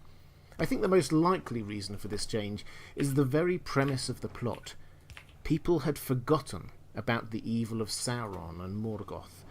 Aragorn would never have let that happen, nor would Arwen. Their son, am I right, an guys? aged ruler born after Sauron's I got demise, right? never don't knowing really the use fear of the shadow of Mordor, would be a very different prospect indeed. And perhaps the plot of the New Shadow would have told us about the end of Eldarion's reign itself. It seems likely. So if Tolkien had an idea and he started writing it, and I'm sure it would have been excellently written and well received when he finished it, why didn't he finish it? Indeed, why didn't he even ever get past the opening scene? Instead of speculating, let's look at what he said himself in full from a letter he sent in 1964. I did begin a story, placed about 100 years after the downfall, but it proved both sinister and depressing. Since we are dealing with men, it is inevitable that we should be concerned with the most regrettable feature of their nature, their quick satiety with good, so that the people of Gondor in times of peace, justice and prosperity would become discontented and restless, while the dynasts more efficient to descended use from light Aragorn oil. would become just kings and governors like Denethor, or worse. I found that even so early there was an outcrop of revolutionary plots about a centre of secret satanistic religion, while Gondorian boys were playing at being orcs and going around doing damage. I could have written a thriller about the plot and its discovery and overthrow, but it would have been just that. Not worth doing. So Tolkien felt that this idea would have turned into a straightforward and rather dark thriller, rather than the all-encompassing mythological history that once drove his creative art. Whatever you may think of that reason, we have to admire his commitment to maintaining the standards and feel of his creation. But what can we learn It's from very this? similar to what's Clearly, needed whatever for Tolkien did write was engines. what we might consider canon, or semi-canon at least, as he never published it. It was based on and in the world he had created and adds to the meta-story we have in Middle-earth. First up, we can see the geopolitical implications of what had happened in the War of the Ring and afterwards, with the diminishing of the non-human races and the dominion of man. It took just 1 or 2 generations for the world to feel completely different. For people to grow up not just not knowing about what happened during the time of the Lord of the Rings, but not caring, not thinking it was relevant to them. Humanity does forget quickly. There's also a clear implication Sounds a bit that like this would have been Gormenghast. a low fantasy story, much in contrast to the quintessential high fantasy of The Hobbit and The Lord of the Rings. There are no elves or dragons or monstrous magical enemies, just humans with legends of the past that are viewed as just that, legends and in the past.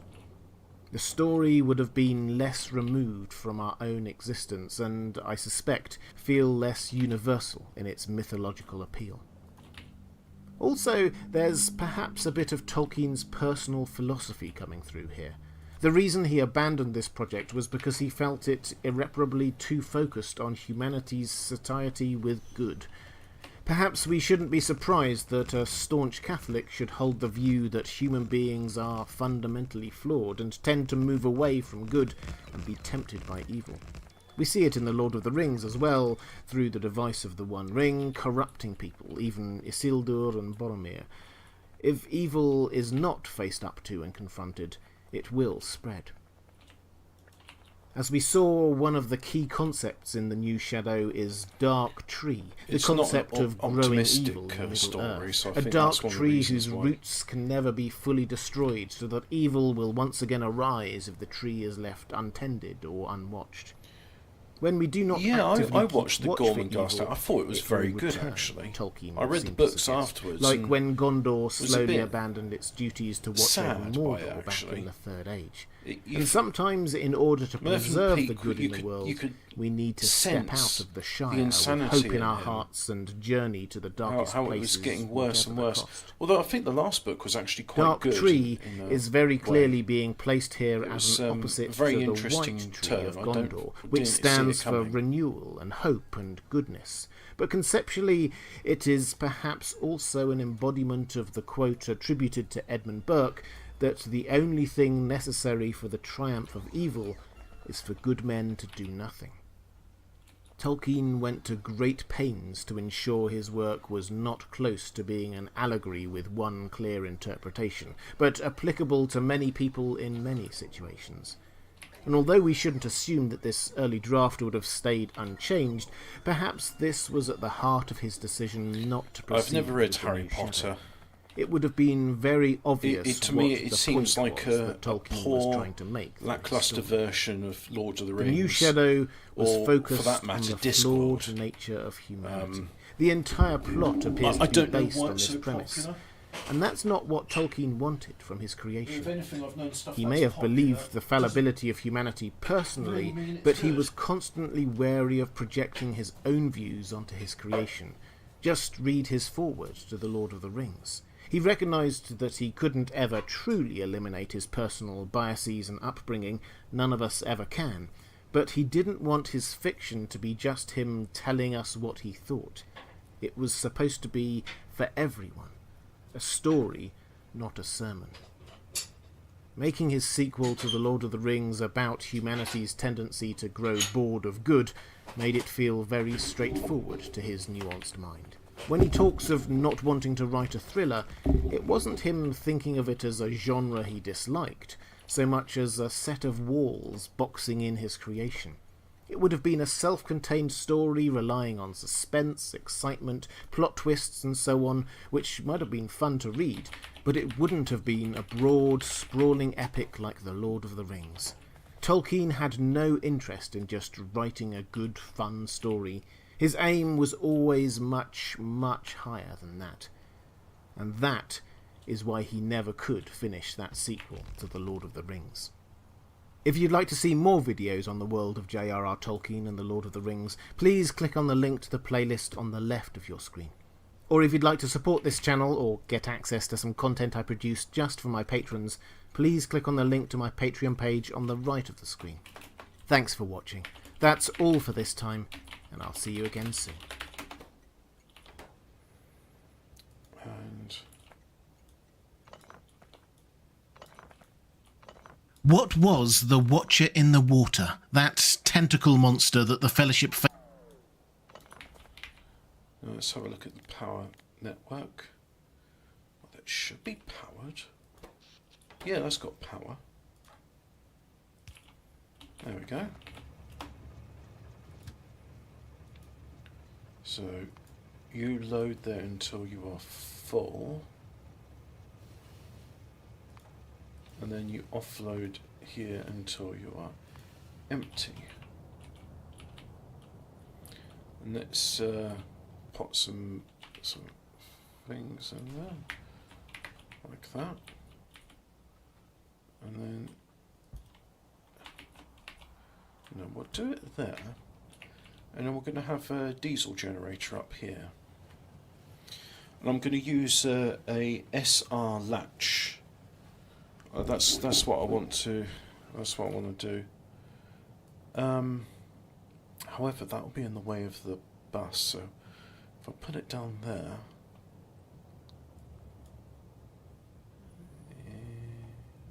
put it here. Yeah, put it here, because I want to exploit that. Right. So.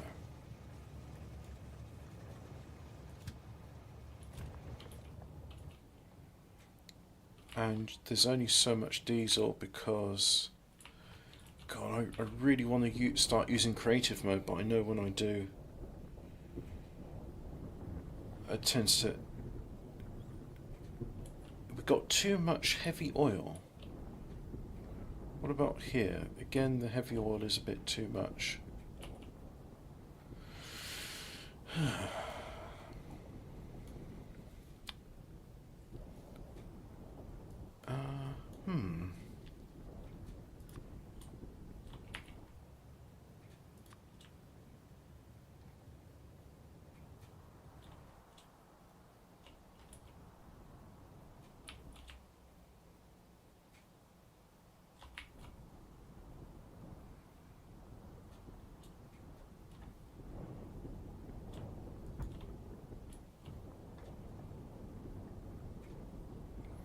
And that one won't work because it's in the way.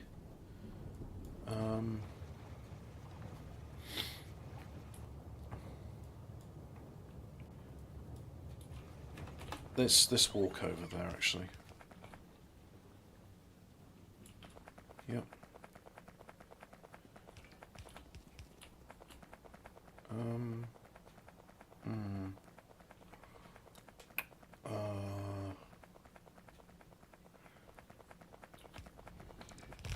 No, I'll withhold. It's my impatience makes me want to use the creative mode. It's not necessary, so we can just ignore it for the moment. God, it is tempting though. Really tempting. But anyway. What if I'll have to deconstruct a fair bit of this though. Let's go ahead and do that.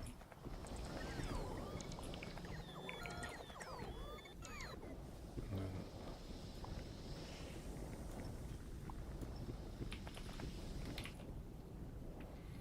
we've got some construction robots coming in to pick those up. Let's just do that. There we go. Makes things a bit quicker.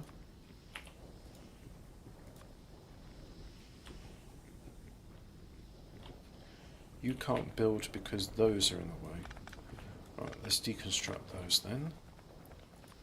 And then pop you in there like so. Now, water is coming up here.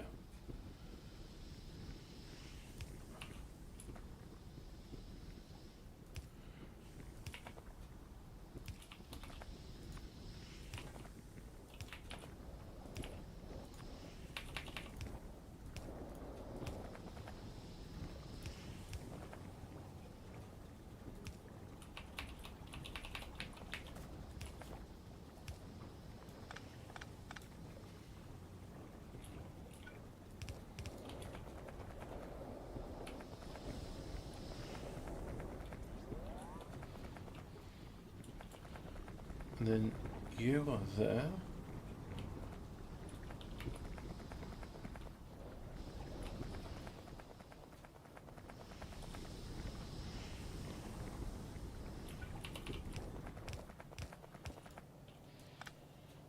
Ah, no, you'll be in the way of that. Yeah. So, pop you down there. Let's connect this one up.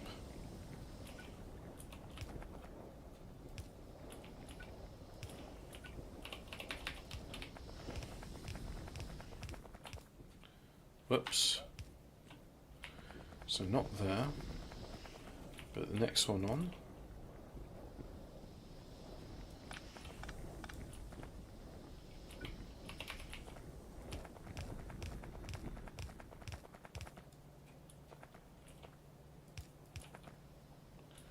And then we'll just do some pipes like that. There we go. Deconstruct those. Where does the heavy oil go? It goes down the drain. And hey, look, the production is getting somewhere. Yeah, we're getting inadequate amounts of iron and steel, but the fact is we're getting some, so that's good. Some is better than none. Now, do I have, yep, lube, plenty of lube. So at some point I might even consider upgrading these to blue belts. Although that's not really necessary because, as we can see here, we've got plenty of what we need. I need to get back to the base. Why do I need to get back to the base? Because I said so. And you're the wrong way, so let's put you the other way.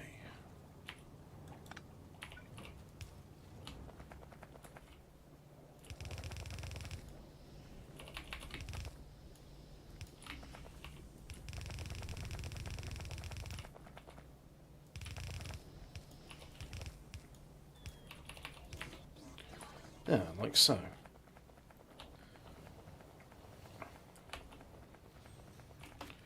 Yep, I'll have you. And then off you go to place 2, and then I'll stop somewhere near here. And I have a facility to make now what do I need for a diesel power, which is what I want. A diesel turbine. It will need the following. Right, here's power. Steel, electric circuits, engines and pipes.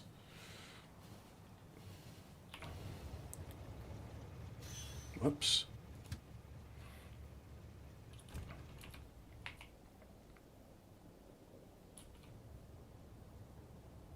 You're full, you're full, you're full, and you're the last one. Oh yeah, constant combinators. Well, we can get round to that eventually.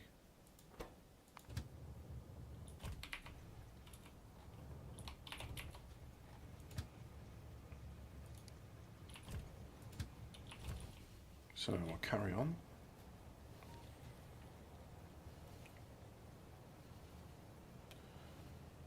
And not yet, not yet, not yet. This'll do. I'll pick up all that wood, like so. And then go up here. You know, just a storehouse. I like that term for some reason. Yep, after the iron ore. Let's go to a place where iron ore is appreciated, like here, for example. We'll just offload it all there, like so. There we go. And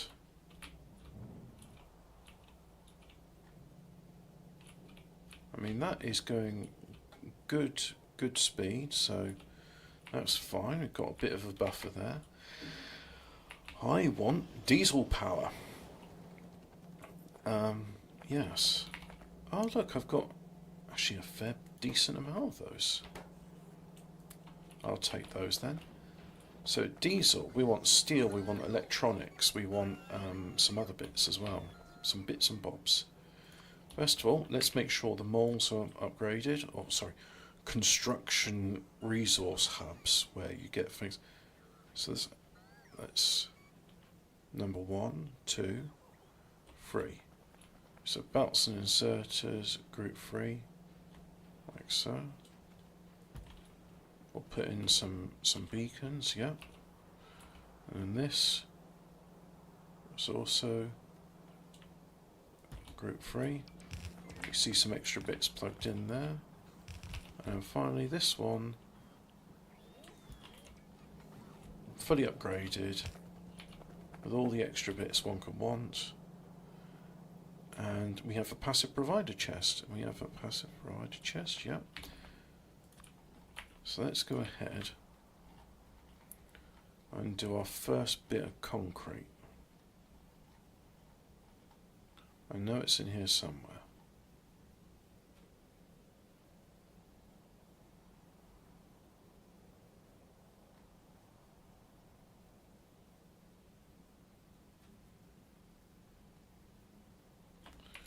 Well, there's a city block with solar. City block, straight lines. Does this actually have it? No, I don't think it does. Oh, that's a bit annoying. Let's try this one.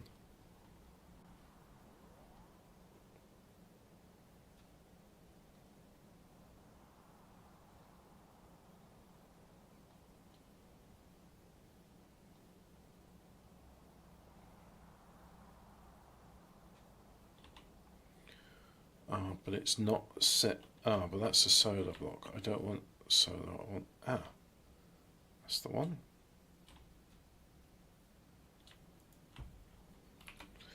So we'll just do that, just one for now, and we'll see how long it takes them to build it.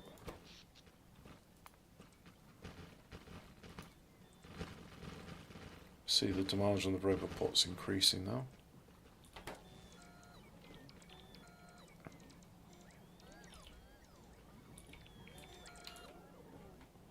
See, there's a bunch of construction robots here just recharging.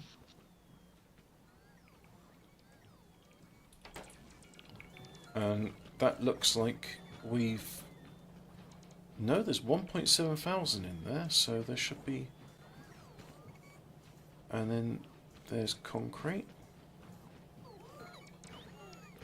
There they go, they're picking up more concrete.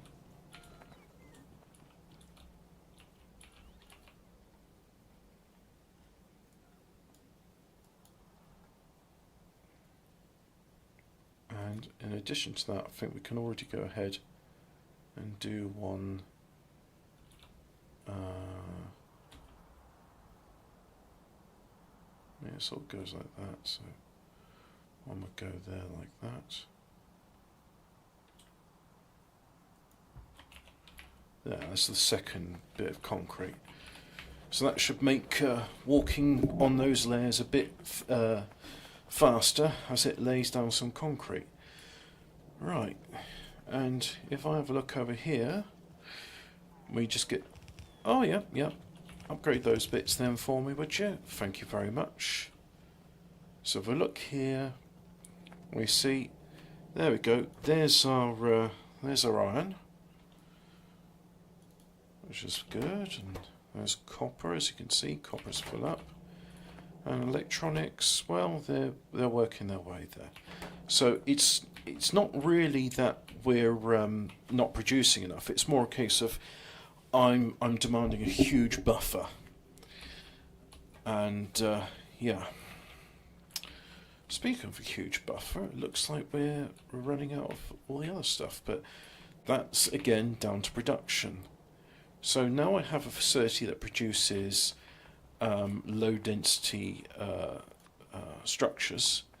We'll deconstruct this bit here like so, And let's go ahead and build the final yellow. I say final yellow science. This is what you can do before you get to rocket science, which is white. Yeah, let's go and do that.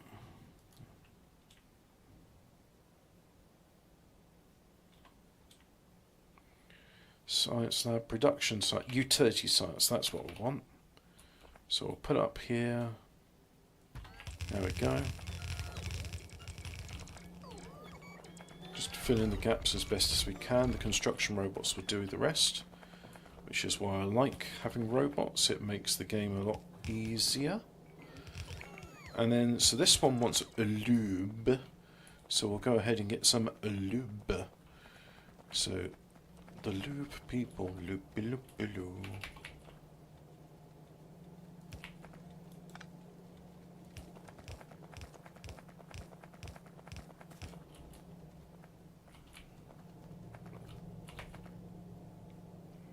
Can't go there. Can I do it? Can't do it there.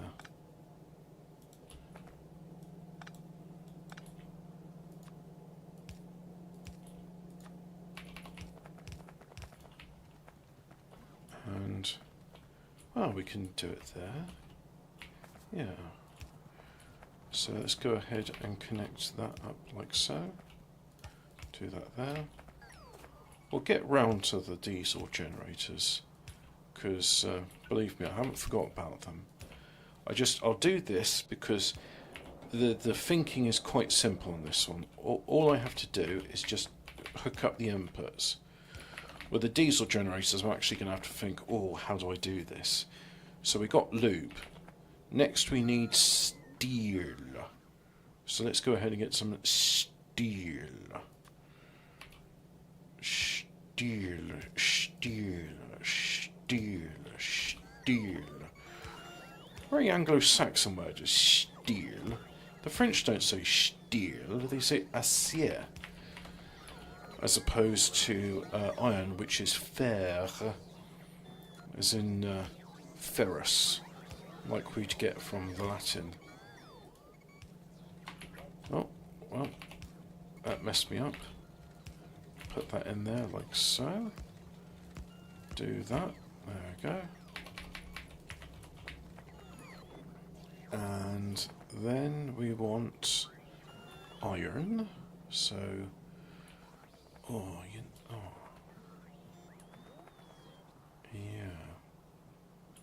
yeah, we'll get iron. So I was just thinking, is there a better way of doing it than I did with the circuits? And I think, not really. So I'll do that. 2, 3, 4, like so. And then do this here like that. And now, batteries. Yes, we're producing batteries. So let's go ahead and do that.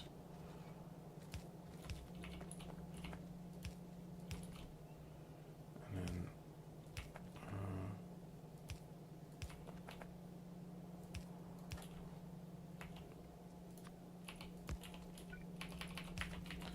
do that there, like so. And then we'll have that in there. Like that. Like that. There. Ooh, okay. Put you there, like so. So that's not in the way. This, what is this one again? It's the blue ones. And I think after this I'm going to have to think about cooking something, which I'm reluctant to do. I don't feel particularly hungry, but I know I need to eat. And then finally, low density structures, right. So we just have our grid, make sure we're all lined up. No, no, bloody wrong.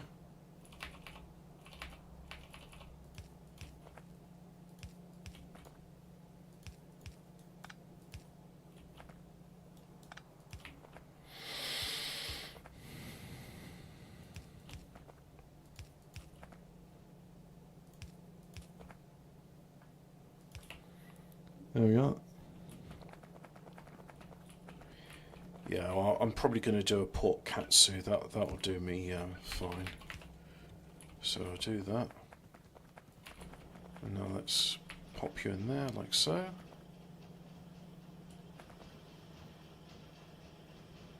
And any minute now. There we go. There's low density structures. Excellent. And now finally we have our utility science. Excellent. So you're producing very slowly. The hold up is steel. Right. But you do eventually produce some purple science, so the reason I want diesel power is I'm not yet ready for nuclear, and I need extra power. And the steam engines, well, I can do some more steam engines. That's always in the realm of possibility. So you're going that side, right? Okay. So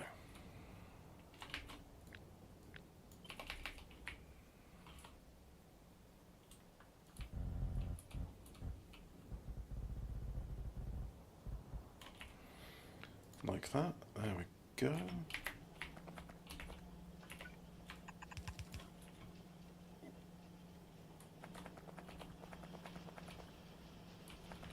Oh.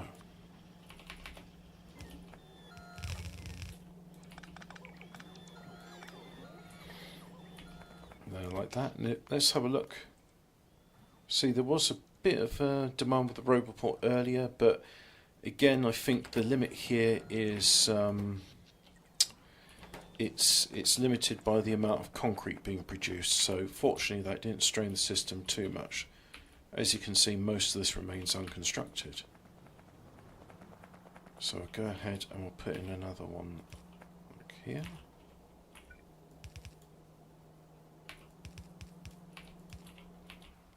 Like that. Now I seem to have some spare bits, so let's go ahead and...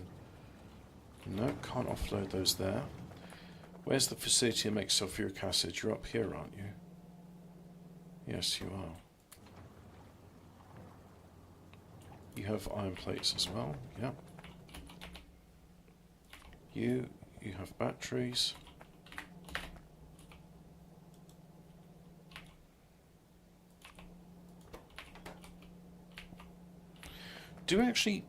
Are we making beacons? If I go over to... Are the hubs here? Yeah, the hubs are here.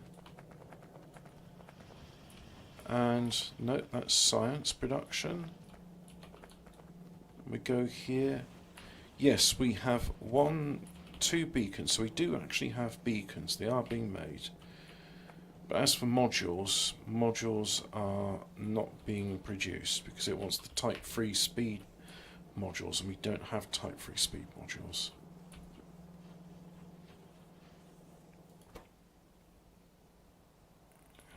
You have significantly more than that. So let's put you at 3,000. But anyway, all of that's done. I can just leave that. It will eventually work its way, do what I want it to do. We'll have those lights. I could power the lights, but no, I'm not gonna.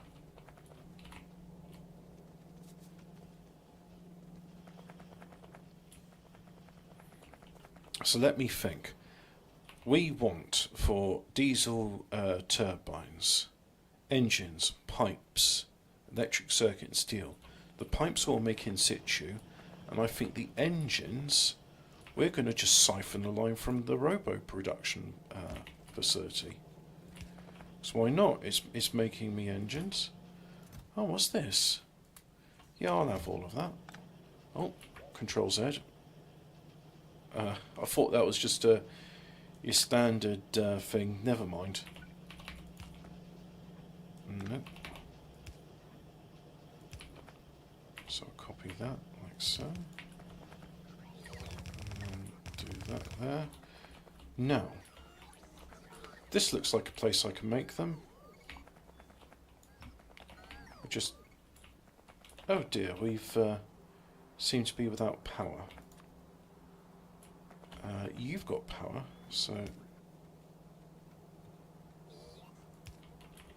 we'll hook you up. Now, the pipes will make in situ. So we'll have a facility that makes pipes. And let's just have a look. What do you need? You need most is steel and electric circuits, and then you need a lot of the other stuff as well. So one lane will do that, and the other lane will do that. Right. Okay. So we'll do it like so, yeah. And then we'll have the facility there, and it offloads onto that, yeah. So, do I have a facility? Where's my assemblers? I don't. Let's go and have a Type 3 assembler.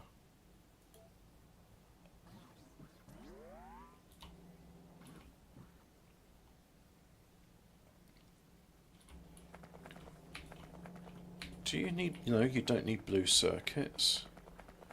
You don't need blue circuits.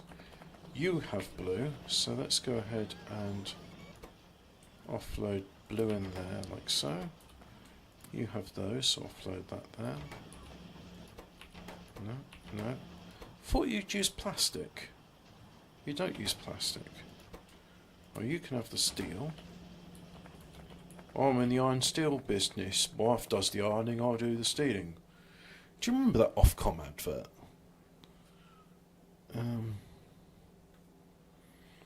I do actually have metal slug, so I could do that. But honestly, Ian, I don't know how banged up you are at the moment, but why don't you put the content out that you want to see on YouTube? I mean, this is why I'm doing what I'm doing, you see, because I like this sort of stuff and I want to see more of it, and I have fun doing it. So you can go, oh, let's play some Doom, or whatever game it is that interests you, and yeah, you could do that.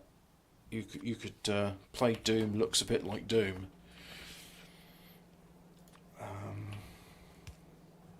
No, that's not it.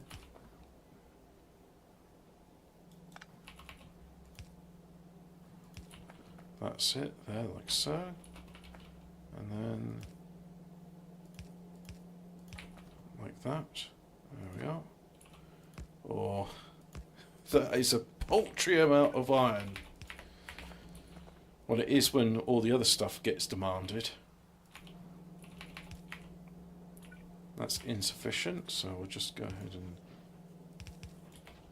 So there's now the next bit, steel and circuits. Right, so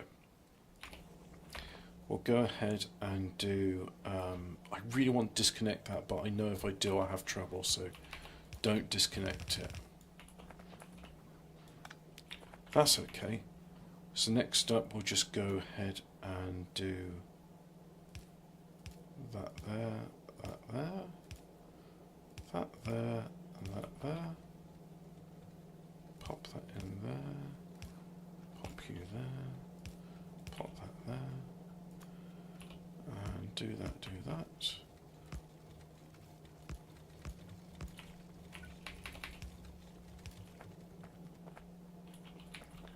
Like so. And now if we just go here, and 2 facilities will be enough for what we're doing. Don't have red inserters, we want the red ones. What if I do it the other side? Still need red ones. Yep.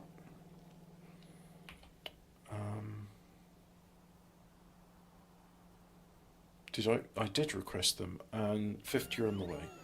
There we go.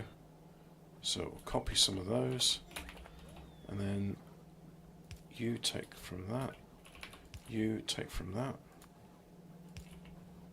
do that there. Production, diesel generator, yes, and then offload it to that. Have a passive provider chest like that, and then just copy that.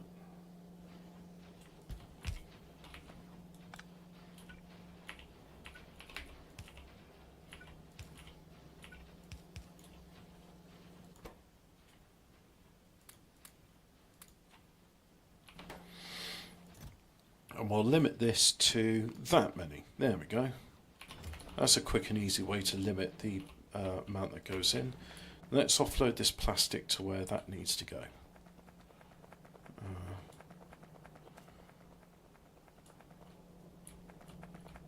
Oh, well, plastic just goes here then, so pop the plastic down like so. And there's iron, so put the iron there. And yeah.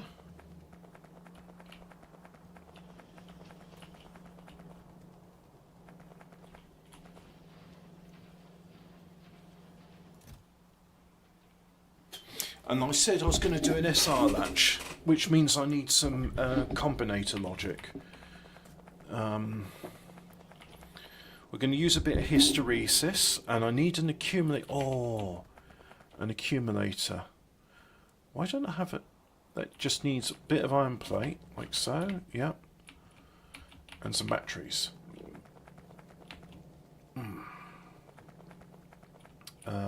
Where are batteries? Well, batteries aren't anywhere at the moment because batteries aren't being produced, and batteries aren't being produced because probably a lack of sulfuric acid if I know my batteries, or just handcraft some of those. You don't take batteries. You probably don't take batteries. There's a few things that do take batteries, like, no, you don't. You do. Oh, they're taking lead acid batteries, that's interesting. Well, there's no lithium in this game, so there are no lithium or nickel metal hydride batteries, just lead acid. That's fine. I mean, we're getting good production, it just needs... We just need more trains, I think. And more ore patches need to be exploited, so... I mean, there's the train in there, and we seem to be getting pretty good. Ah, but that's what's holding it back, yeah, so...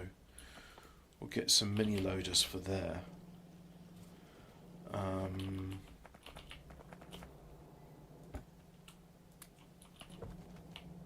Mini loaders need steel, so let's just do that. 1, 2. Now I need some of the underground belts in order to do that, which are in logistics. Request this item already exists. Give me 50, please.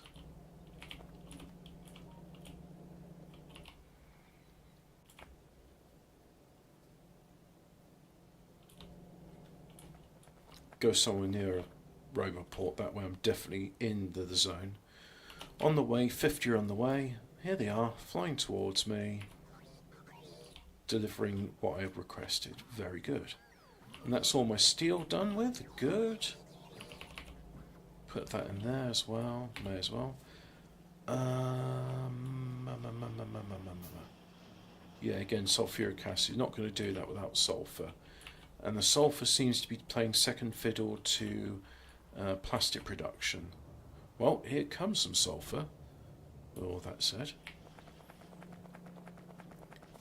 So, I need combinators.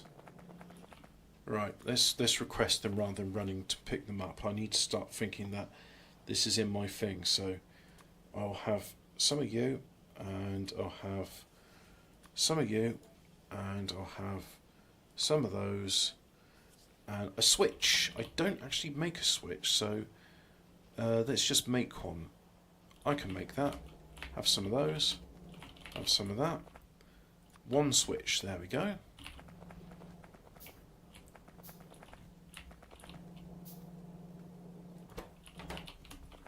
And I can offload the copper plate there. And yeah, I'm nearly done. Let's make sure we're getting what we requested. On the way, there's some on the way. Very good. So we just, yep, here's the logistic robots flying with what I've requested. And we're good.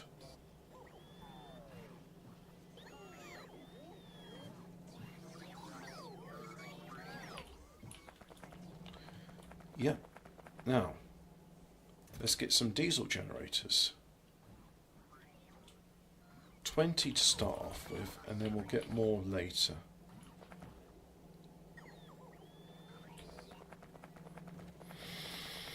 I love it when the plan comes together.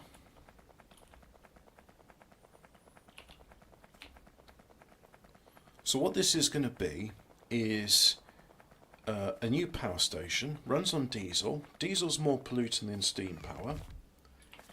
It does have some advantages. It's very fast, and it's good, and I like it. And we'll tell the diesel engine, I want you to come right now. So if I go ahead and build it there, there's nothing in the way.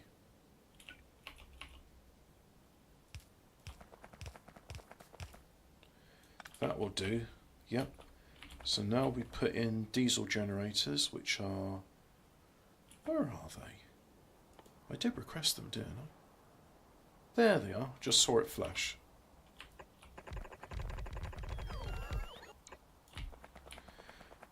They need to be hooked up to power. So I'll use the small one like so. Is it red diesel using to avoid the tax? Oh, stop. You wait where you are, mister. Because I'm following you on the way back. They're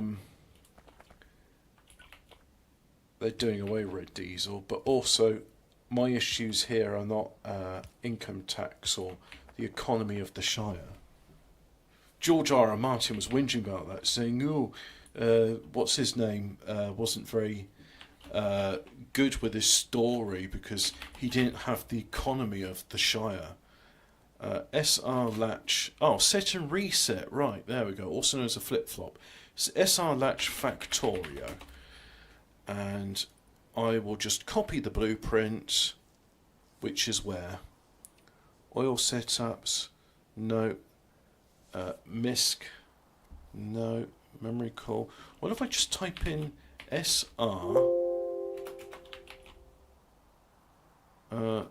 Latch? The RS Latch single decider version, backup Steam example. Yep. Copy blueprint string, like so.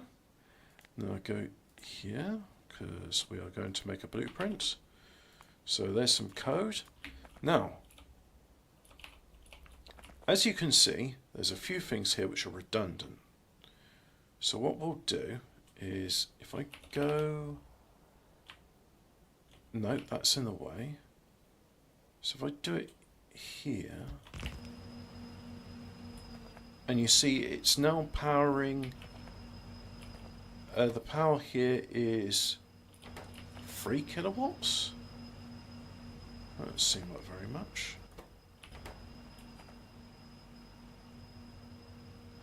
Right, all this is doing now is it's just idling. So we are going to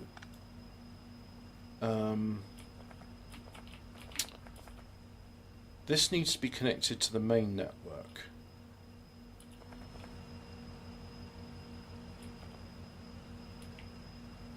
Hang on. That power cable is in the wrong place.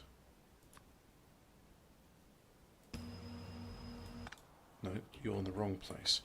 Right, so this means it needs to be connected to the main network.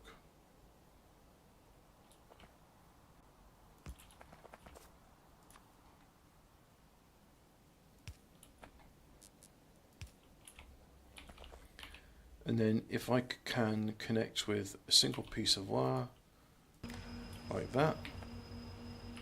So now this is connected. If I look here, we see diesel generators. They're producing a little bit of power, but now the diesel is shut off because the power's disconnected. So this accumulator is fully charged. But what if I had some more accumulators?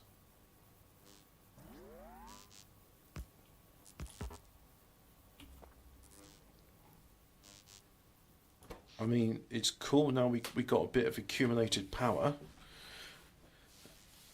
But the fact is, the diesel generator I don't want it to run all the time because our supply of diesel fuel is currently limited. But what it will do is, if there is ever an issue with the main power network, if it's unable to satisfy production, if it's unable to satisfy demand, then that won't be an issue because we'll have the backup generator kick in, and it will continue to stay on until the reset of the set switch has been satisfied. Now, what do I mean by this? If we see here, for example, that value, no, that one there, enable condition S0, right, SR1, A20, right, so the value, this outputs a signal A, and that, so for example, if A is ever at below 20%, so currently this is 100, if it goes below 20, then it will satisfy the condition here, which is to output,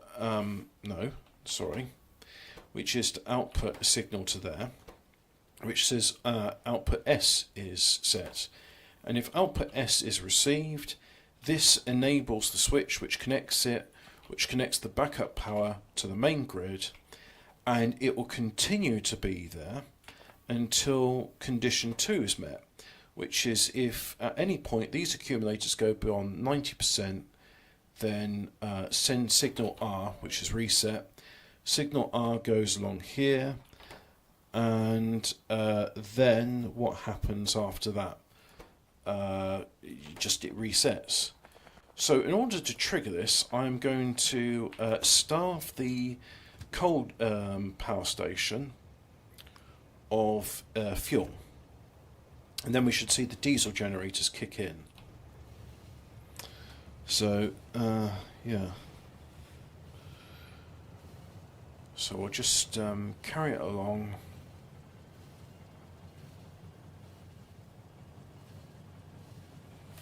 Don't have to wait too long when we're on trains. Except, of course, when there's another train on the network, and then we do have to wait for that.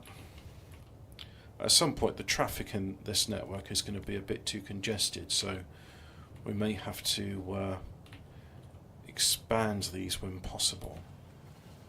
But for the moment, it's doing what we want. So it comes along here, and this is why I wanted some more of the circuit logic, because I put those in there, and now we see that these are all working in unison. We've offloaded as much diesel as possible, and yeah, it's all working as it should. So we see the main problem now is petroleum. Why is petroleum limited? Because of heavy oil cracking. It's making most of the heavy oil. It's not being produced because of lubricant. Lubricant is still in big demand. Right, so this pump will eventually switch off when there's over 5,000 units of lubricant in these storage containers. And at which point, that will turn off at a certain point, and then it'll mean that heavy oil can then flow into these. But I think, as they're being limited, there's a bottleneck there of heavy oil. So we need a facility that, we need to change the logic behaviour to allow more heavy oil to light oil cracking. So we'll just come along here. So this means if there's more than 5,000 lubricant in there, go ahead and make it. And this one is saying keep pumping. If there's less than 10,000, keep pumping it. But as we can see here, there's a heavy oil. It's not a bottleneck. It would be a bottleneck if this was 100% and there was still one of these derivative products in there. So it's just as a case of the heavy oil is going where it needs to go, and it's being converted slowly but surely. Oh, not that slowly, mind you. I mean, that's fairly quickly. So really, we just need... we could build another facility. We've got the resources. Yeah, let's go ahead and build another oil refinery. Let's go ahead and build another oil refinery. So, advanced module beaconed oil refinery like so. And that is petroleum. The top line is water, so we don't want to cross-contaminate these. Like that. Put it in there. Hey, look at that. I had all the resources necessary in order to do it. Excellent. Speaking of needing resources, my fire's going to need a bit more solid fuel.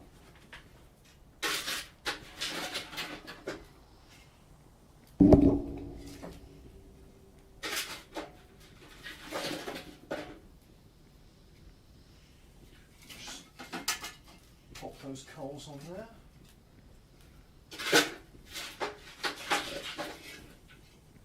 Be very nice if the other side of my stove started making some fire, but I just need to put a bit of fuel there and we will be golden. Well, it's already up to 18 degrees in my room, so that's a lot better than before.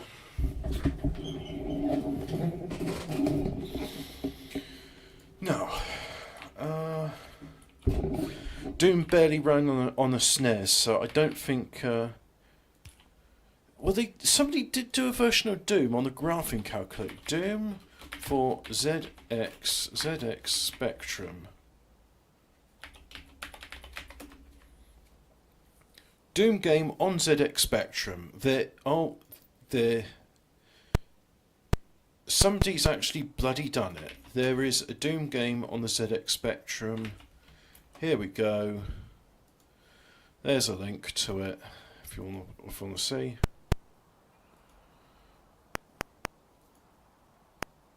Loading.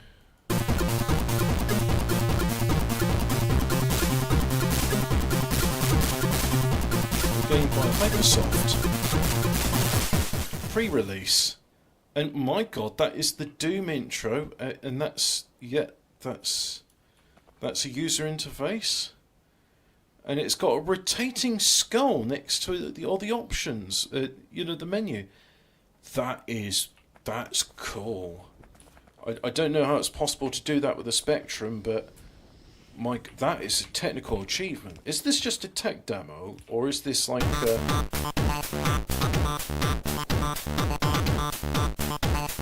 Okay. Right, so what I saw there,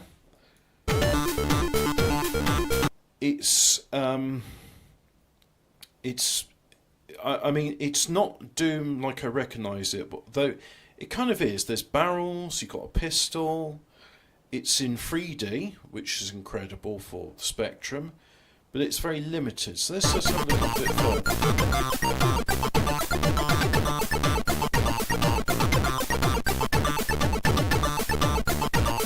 Frame rate's very slow. Is there any monsters in this? He's walking around, he's exploring the maze, and so there's these white walls, and when you go to the white wall it loads a new room. Yep, there's an imp there, it's in purple. He's shooting the imp, he's losing health, and then the imp's dead. Well, you know what? That's actually pretty impressive. I'm amazed that even that level of Doom is available on the Spectrum. That shouldn't exist, and yet somehow it does. So there is a tech demo of Doom on the Spectrum. Yeah. Oh, bugger, I've connected it to the wrong bloody one.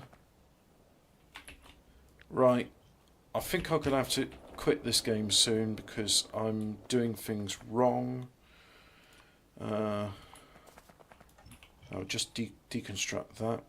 Pop you back in there like so. There we go. So I've cleared the water out of the fuel line.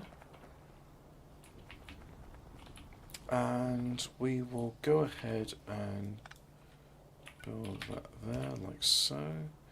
Copy a straight piece of pipe. Pop you in there. And then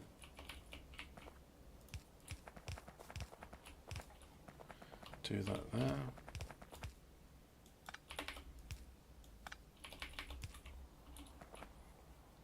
And then another straight piece of pipe, like so. There we are.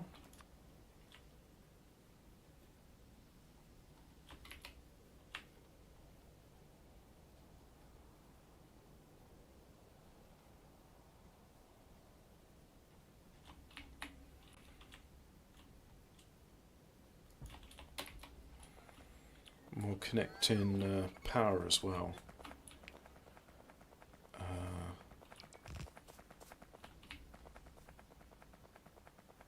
Go down here. I don't have pylons. I do have pylons.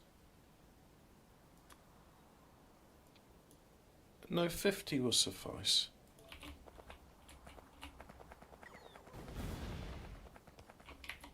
Oh, really? They are! My god, the construction robots are coming down here. But now this means you have power. Like so. And here's our... so let's just go ahead and pick up all those trees, harvest them. And then before I disconnect, what I'll do is we'll test that the that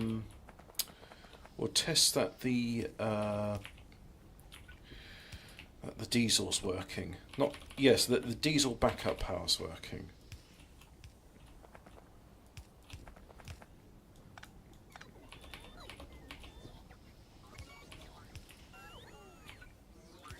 So there, that's connected to that. And then we'll connect these ones up as well.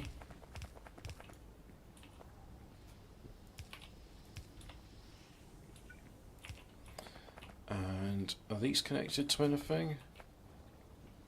Nope, so let's go ahead and do that as well. Why don't I just copy that? I had one right there doing the same thing. I could have copied them. Oh well. This is fast enough, really. And you are lacking water. So let's go ahead and...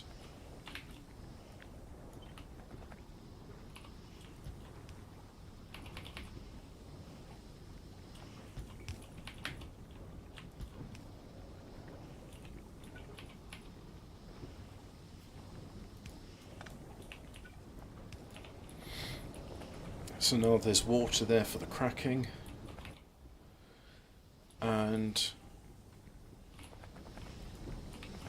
how are we doing on that? That's fine. What about here? Yeah, it seems to be all working away. So I could probably put another oil refinery facility over there as well. Do I want to do that? Well, I've got the resources, so let's go ahead and do it. Ah, but then I'll deconstruct that. That's okay. We can rebuild them. We have the technology. So let's make it line up with that one as well. Line up here, line up there. I like making things line up. I think that's important. Except that's in the way, so we won't make it line up exactly.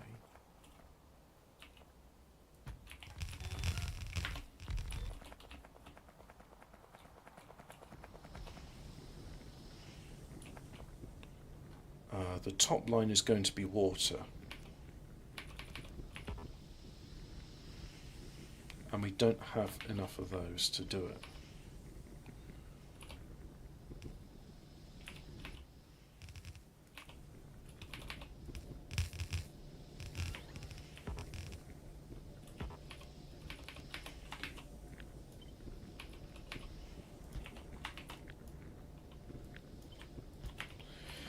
Yep.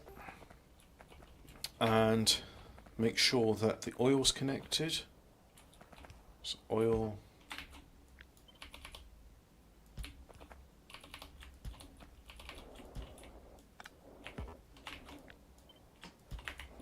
Oil there. Now water.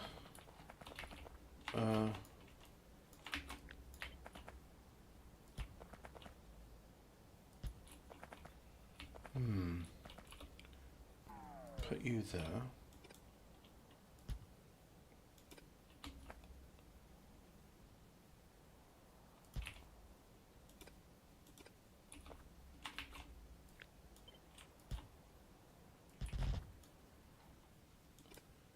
Yeah, that's right. So we'll go ahead with water over there, like so. And then we need a bit of power, because that facility doesn't have power. It's unpowered. Like that. And we'll hook these up as well. But the main thing is I need construction robots to go and pick up those pipes and go and put down the pipes. So look, there's a facility with pipes. Why don't you pick them up and why don't you go and construct them over here? I mean, it's in the logistic network. You should do it. I command you to do it.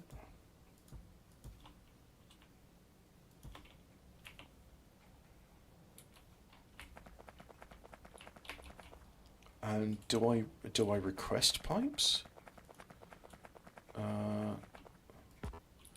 Pipes already requested. You're not powered.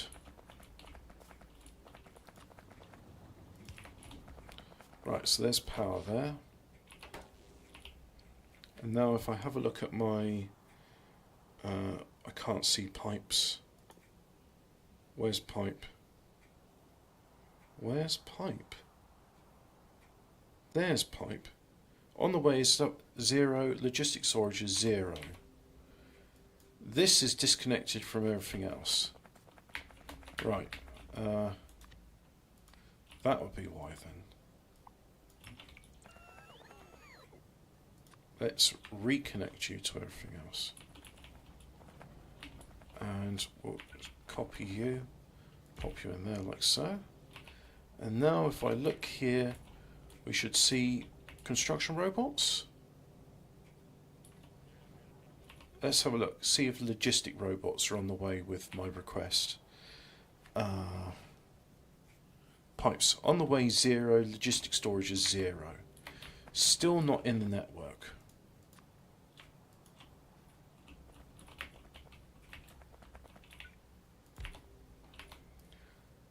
I don't have construction robots. Really? I do have construction robots, but they're not building for some reason. But now, yes, all of these which were red are now on their way. So we look here, construction robots as well as logistic robots, they're flying over. Oh, a bit of damage. Maybe one of the robots crashed, that's why. I do have robot attrition set on. So every so often one of them will just fall out the sky and crash. So my hope is that something's gone and repaired that. Yeah, I don't see it flashing anymore, so it's gone and repaired it. So we'll look over here. We can see that, yep, all of that's working.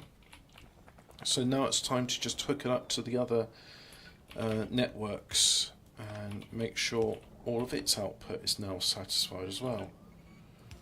So we'll do that. And then lube is over here. In fact, there's lube there as well. So I'll copy you, put you in there.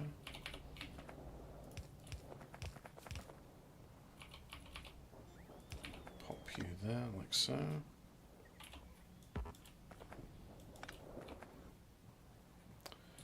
I need a straight piece of pipe, like that. Now finally petroleum is connected there, so what we'll do is we can connect it there. Right, let's go ahead and do that then.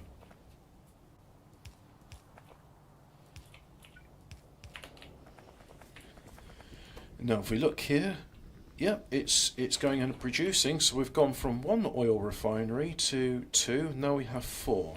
Now all of that's done, let's go ahead and shut down the coal power station, which is, it's there. It literally says coal power station.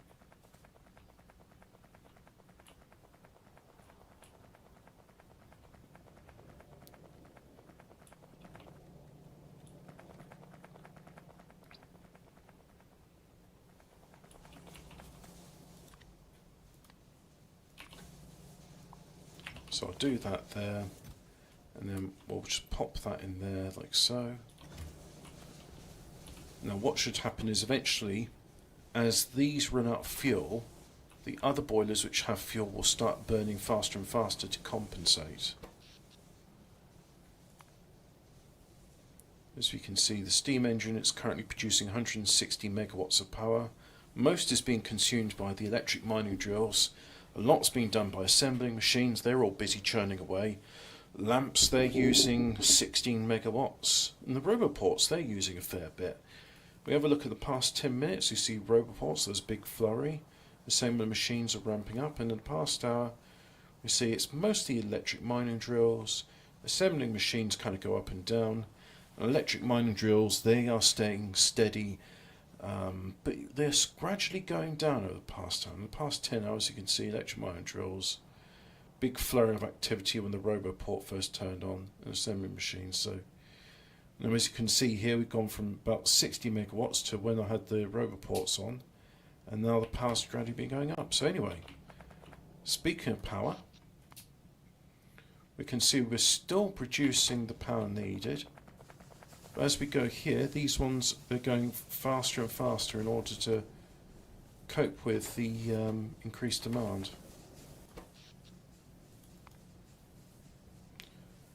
But if we look here, yep, steam power still okay. An accumulator charge is still at maximum charge, so that's fine. And this is the last one to be affected. So the last bit of steam coming out there, like so. So what we're doing is we're causing a deliberate brownout to see if the... And yes, look there, we see the diesel generators, they've just kicked in. And now the accumulators turn back on. But look, even with the diesel generator at maximum power of 80 megawatts, it's insufficient. So if we look at the diesel generators, there they are, happily churning away. Consumption 2 of 2 seconds. If we look here, we see the diesel. I mean, it will last for a while, I suppose. And if I have a look at the pollution map, we see a fair bit of pollution there. Oh yes, these are outputting a nasty bit of pollution as well. So let's go ahead and is that all the steam? No, there's still a little bit there.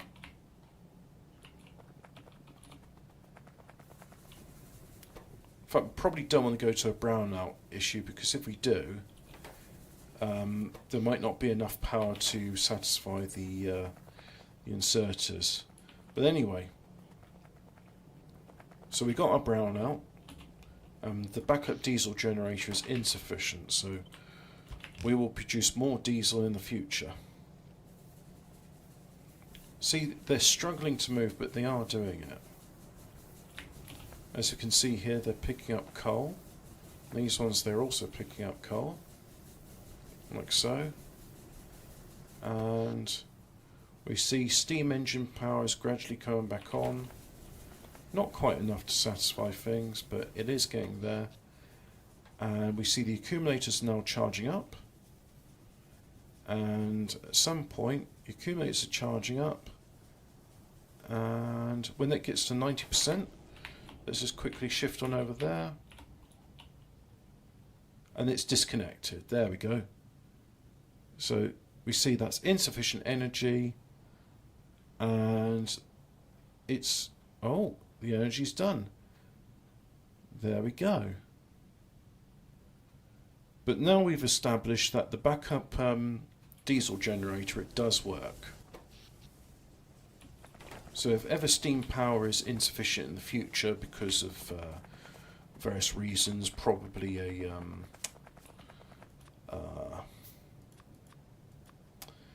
probably because our production's just really ramped up, then that won't be an issue in the future. So we'll have our diesel generators, which is good, because the next thing I'm going to be doing is electric arc furnaces, as opposed to the more conventional Bessemer converters which we're using at the moment. I think I'm right in saying they're Bessemer converters. Let me just have a look. Bessemer converter. There's a type of smelter, the Bessemer process. Bessemer process was the first inexpensive industrial process for mass production of steel from molten pig iron before the development of open hearth furnace. Oh, I'll have a look at that. The key principle is the removal of impurities from the iron by oxidation of the air being blown through the molten iron. The oxidation also raises the temperature of the iron mass and keeps it molten. So yeah, these things here are Bessemer converters, and they're burning out all the impurities, giving me high purity iron, steel, copper, and other products as well. So it's a big kettle with some very clever things. But now, what is this about the open hearth furnace? Oh, my middle mouse button stopped working. The scroll wheel works, but the middle mouse button doesn't work. An open hearth furnace, and you see it contains an industrial furnace which excess carbon and impurities burnt out pig iron to produce steel. Because steel is different manufacture to its high melting point, normal fuels and furnaces were insufficient for mass production of steel, and the open hearth type of furnace, one of the several technology developed by the 19th century, overcome this difficulty. Compared with the Bessemer process, which it displaced, the main advantage is it did not expose the steel to excessive nitrogen, which caused the steel to become brittle. It was easier to control, and permitted melting and refining of large amounts of scrap iron and steel. The open hearth furnace was first developed with German-born engineer Carl Wilhelm Siemens. In 1865, the French engineer Pierre-Emile Martin took out a license to Siemens and first applied his regenerative furnace for making steel. This process is known as the Siemens-Martin process or Martin-Siemens process. The furnace is an open hearth furnace. Most open hearth furnaces were closed by the early 1990s, not least because of the slow operation, being replaced by the basic oxygen furnace or electric arc furnace. So what is it? You put stuff into an open hearth and you heat it, and then steel comes out. So what's the advantage of that over Bessemer? I mean, you said, yeah, it's less nitrogen. I don't really understand why would that make a difference? I don't know. I do not know. Either way, thanks very much for watching. I'm going to read more about Bessemer conversion, basic oxygen stuff and all that. Go away now. Blimey. 3 hours. Normally I do it for 2 hours. But no, it's good we did that because, look, I did two clever things. I got my roboports working. That's good. Got utility science working. That's good. I have a massive buffer of